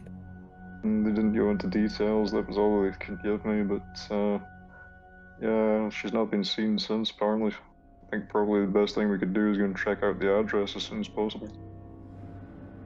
Yeah. I think we ought to do that. looking at the address and looking at the street map that he's probably have in the car, it's only maybe a 10-minute drive from here, I thought. What time is it? As in, what time is it when we're... Yeah, I mean, after 9 o'clock at night. Between 9 and 10 at some point, yeah. We could maybe just stop by? I think you should. Yeah, I think we ought to. So, we take a quick 10-minute... Sorry, no, you go. No, you go. Hey, at the races, did you guys see like a really tall guy? No. You're the only tall guy I've seen Yes. since I've been here. Hilarious. Anyway. Alright then. You What did he see look like? I mean, it was a really tall guy. I thought you guys would have saw him. I mean, he's gigantic. Bigger than me. Wow, he must have been big. Yeah, I'm 5 foot, so I think like they would probably be taller. Did you get a clear look at him? Not really. Okay, well, I mean, we see a tall man again, then Yeah. maybe we can question them. Were they doing anything? Huh? Oh man. What'd you say? I'm so sorry. Someone came to my door. I mean, what was the tall person doing something? Why mention he them was now? just giving me the same dirty looks as everyone was giving me at the track. I was like, oh god, I don't want to fight him. Well, I mean, you did kind of win on kind of a miracle bet. Excuse me, you could always bet on black. God. We're outsiders in this country, and they're kind of having a bit of a interesting time of it. So seeing a foreigner win when everybody else lost is kind of... No, I mean, nothing wrong with it. I mean, it's all luck, but, I mean, it's hilarious, but I get it. But it's hilarious again. Oh. Yeah, it just explains. I mean, you mentioned this tall person. I don't know. The sounds of it is just another national complaint, probably upset about a foreigner winning. If he stands out that much in a crowd, it's probably worth looking out for him again. Potentially. Also, Glenn, I didn't. Yeah, let's. Also, Glenn, I didn't see your Discord message, so I'm sorry I missed that. Oh man. I've got Discord buried under things on the screen. Oh, I thought. Huh? Yeah, you gave her a nice massage. I'm sure she was very appreciative. No, you were supposed to describe it without saying it. I'm also trying to rush along here because we're supposed to be finished and I want to get to this bit. So, you take a quick 10-minute journey, a few blocks along town, towards the better part, the more central part of town, to the south. But still, not a high-class neighbourhood. This is people of sort of middle income, lower middle income maybe. But this like, I don't want to say block, but this building, and it's a little standing on its own. There's a gap between it and other buildings, and most of the other buildings here are like rammed together. It's a little older looking than the surrounding buildings, so maybe the rest of them have been like knocked down and replaced, and this one's still standing with a little gap between it and the other buildings. The lights here are out. It's dark. So, yeah, as you pull up outside, it looks as if the building is maybe abandoned. Try the door just in case. The front door to like the closer lobby, whatever you want to call it, will be like this metal grate that just kind of flies open. It's not locked in any way. None of the windows are smashed or anything like that. There's no like graffiti or anything. You know, it's, if the lights were on, if there were people here, it would look lived in and normal. But it's just odd that it's kind of like on its own here and it's dark. Just dark and empty. The address you're given is on the 3rd floor, which is the top floor. Like a good building in this kind of town, this part of town, being so just deserted is really unusual. I guess. I mean, I think if your lads have got any kind of hardware with you that you want to bring, now might be the time. Yeah. Just try to kind of pull out the silenced pistol and double check, make sure it's loaded and ready to go. For the put it back in its holster. You bringing out the guns? Just in case. For the first this time time, I bring out the gun. you guys see the Americans pull out their guns, which you all suspected they had, even though they're not like them. But fuck you, we're America. Pretty much the sentiment that we all expect, yes. Yeah. Anyways, Thomas is going in strapped.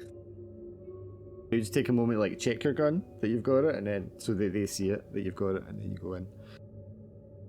You also, Jason? I don't know about all the having them check. I just strap it up. Sure. Suki and Mark? I mean, if you didn't bring your guns before, you probably definitely don't have a gun with you at all, right? Yeah, I think I would be happy to rely on the Americans for bringing the armaments if needed. Also, I always think sometimes it's good to have somebody that doesn't have a gun in case they need to go. Like there's a situation where it's better not to have one. Sure. Yeah, I don't have one. Okay, so there's a light from the street lights, which is okay for when you're first going into the building, but after that you have to pull out a flashlight, which I'm assuming you would have in the car because it was dark anyway, just in case. And you're going to be prepared because you're, of course, trained agents. So someone's got a flashlight. They would probably be leading the way. Who's that lucky person? Hey, James. You go first. My job is support. I sit behind a desk. No, and then I just hand him the life support.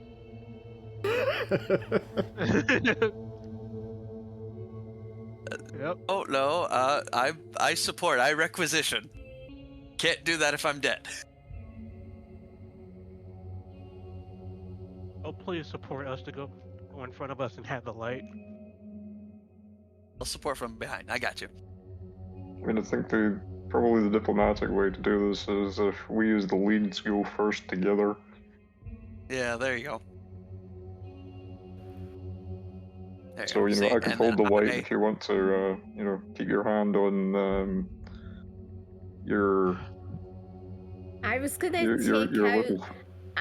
take out, my makeup kit thing, because it's got, a compact mirror, so you can see if there's anybody Sure. I thought you were going to say Magnum. I was like, God. I was actually waiting for a lighter and my hairspray.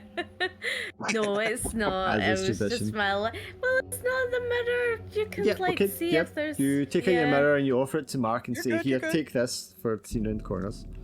Yeah. That's a good shout, actually. Yeah. So plus, I can, watch our back in case something tries to sneak up behind us. Okay. I've seen this movie before. You guys go in, torch and gun. Going up the very narrow, it's a very narrow stairway, so in passageway, and you go in. Suki's in the middle there, and then Tom, you're kind of at the entrance door, just making sure no one's watching or coming in behind you, and you wait until they're like on the stairs before you close the door and like follow after them. You ascend the stairs up to the 3rd floor.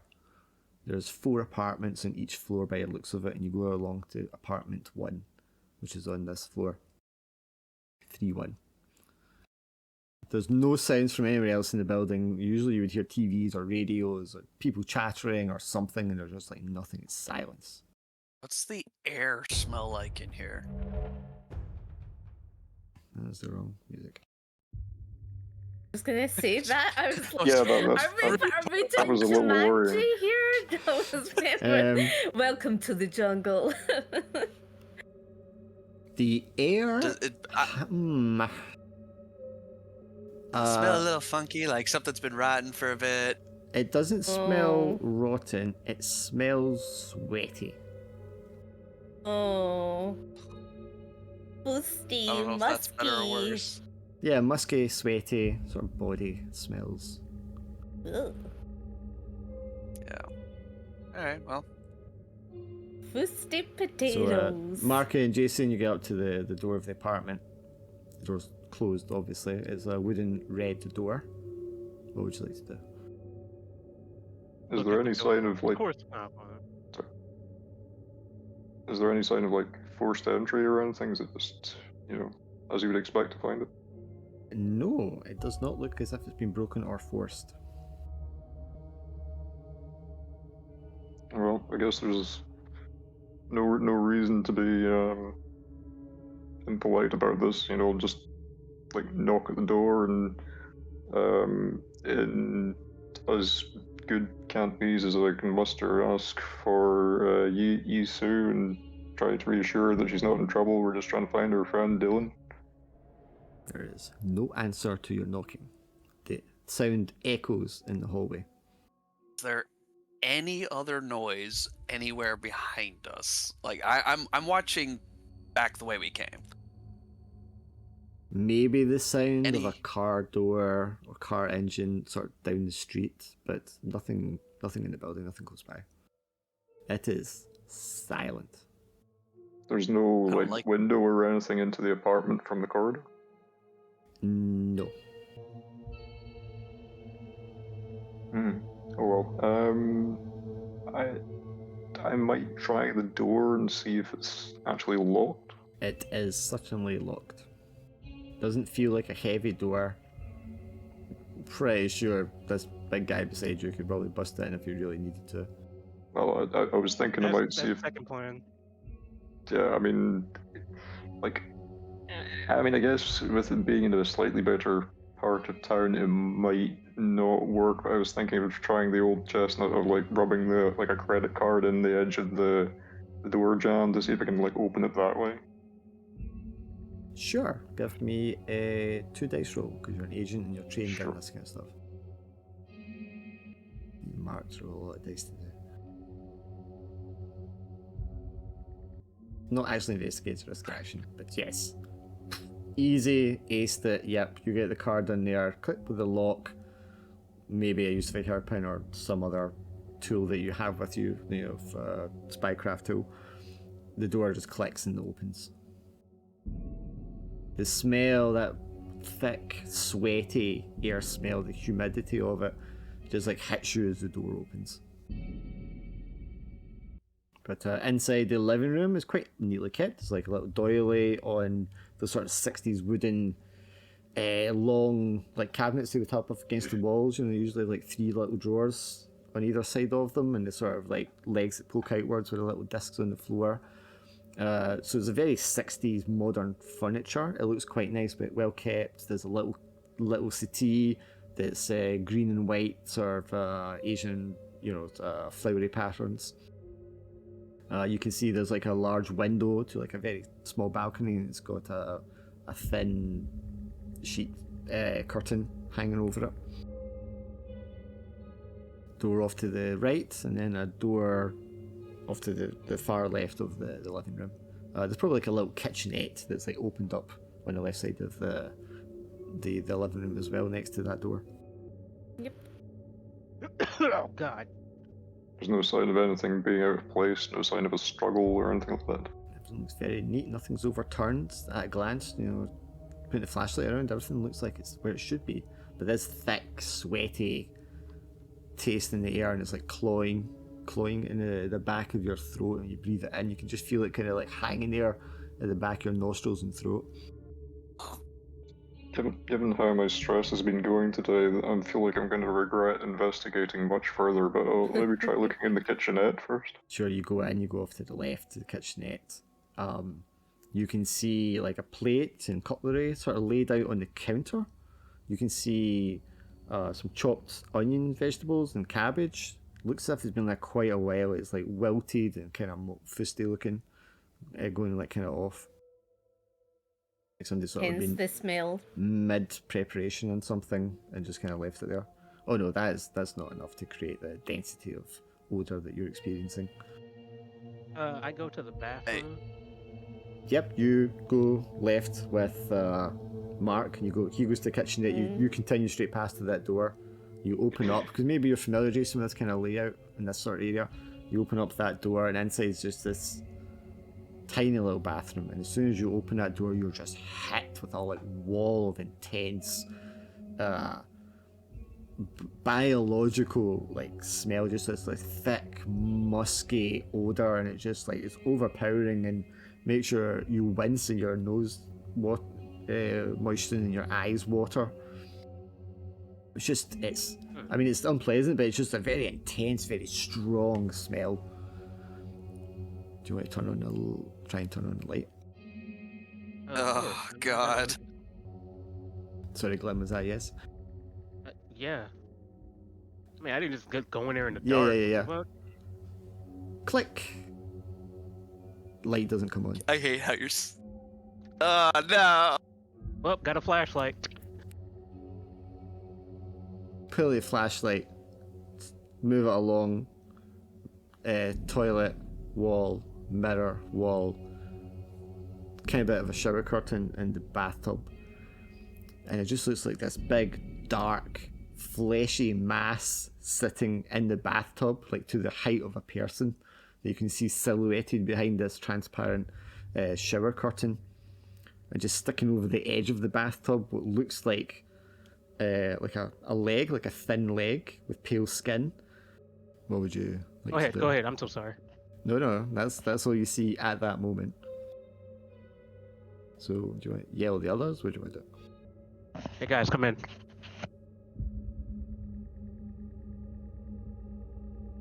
Before he calls out to that, I was gonna have Thomas check out the door to the left. You said. The right, it would be. Sorry, they went left. Oh, the right. To the right, yeah. Okay. Okay. Yeah. So you open that, you see. Check out that door. It's a bedroom with sort of like silky or nylon-looking pink like covers on the bed, pinkish curtains with like the shapes of like seabirds patterned across it. A modest sort of dressing table and a cabinet to the side with clothes laid out on the bed. Women's clothes, I should specify. Yeah, I probably got that far before James started calling. So when I crowd over to the bathroom. I suppose so, yeah. Okay, you go in, flash the light, you can see this leg just poking out from over the edge of the bath, and this dark mass behind the shower curtain. Does anyone want to step over and pull back the shower curtain? No. If it's just that, I'm just thinking the beasties. I'm just saying, of the four of us, one of us has the least amount of stress. No. No, you're not getting rid of that one. Jason, would you like to step in and pull back the curtain? Would you like just not? Jason's not brave enough. Suki's not brave enough. Tom's not brave enough. Oh, for Mark. fuck's sake. Fine, hold on. See, you just stroked my coolness. Anyway, I do it.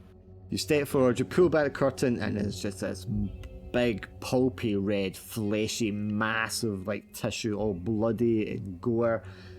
At first it just looks like a mess of just like insides and muscle, but you can make out the leg at the bottom, there's a foot sticking randomly at the middle, there's a hand stretched out at the top where the head should be, and the hand is like stretched out and the fingers like twitching and grasping at nothing in the middle of the air, and they're then sliding out from the edge, like around the edge of the bath on the far side of the wall, is this pink fleshy looking tentacle, and it's just sort of like squirming and twitching slightly.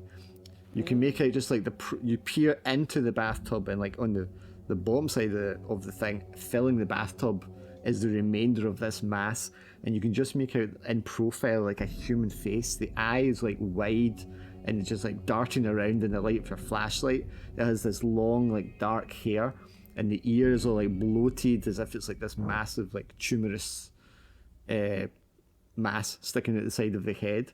The lips and the mouth are all like curled back, exposing the long teeth, and the teeth are just like gritting together and moaning as if they're in pain.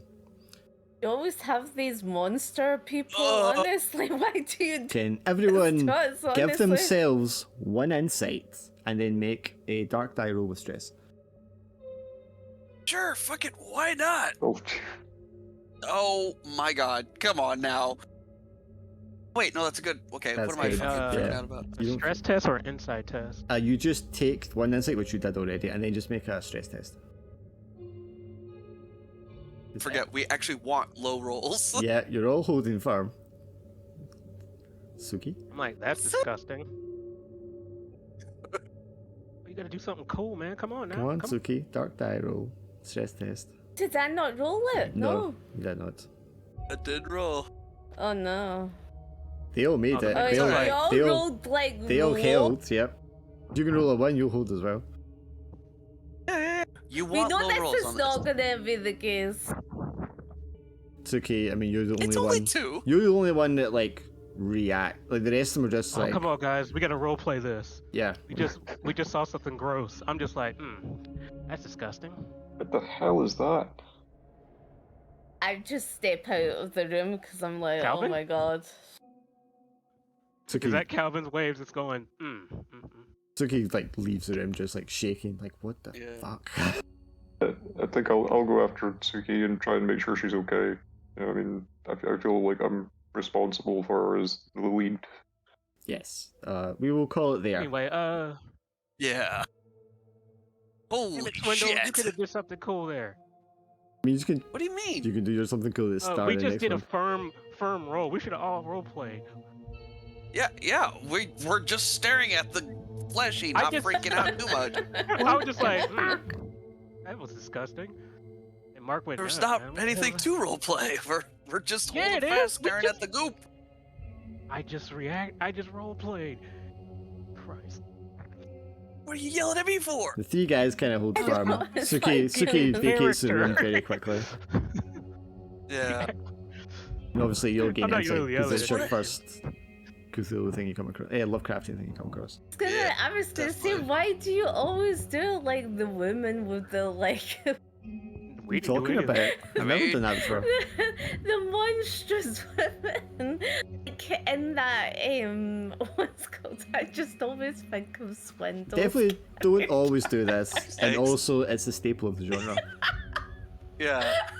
Body horror is a staple of the genre. I always think of Swindle's character kissing the Oh, the fucking maid. Jesus. I feel like This it all isn't does even comparable. No, I'm talking about in the church. Oh yeah, that one was rough. Fuck. That one was traumatizing. It was weird, traumatizing. I was just like, oh my gosh. And you had to kiss that. I was like, oh my goodness. I that's didn't so have funny. to, but at the time I didn't notice. Laura there to reliably Time of derail life. the scene as usual. Alright, I have to head out. Yep, no worries, man. I went on a little longer Yeah. than usual, but I wanted to get to that point. Have a good week. Yeah. Wait, before I Fucking go. hell, we Damn got- it, Dark. What's You that? could have did that. God. When I gave you that message, I wanted you like to detail it to them. Yeah, I mean, I'm not going to detail your fantasies of massaging a Chinese prostitute. No.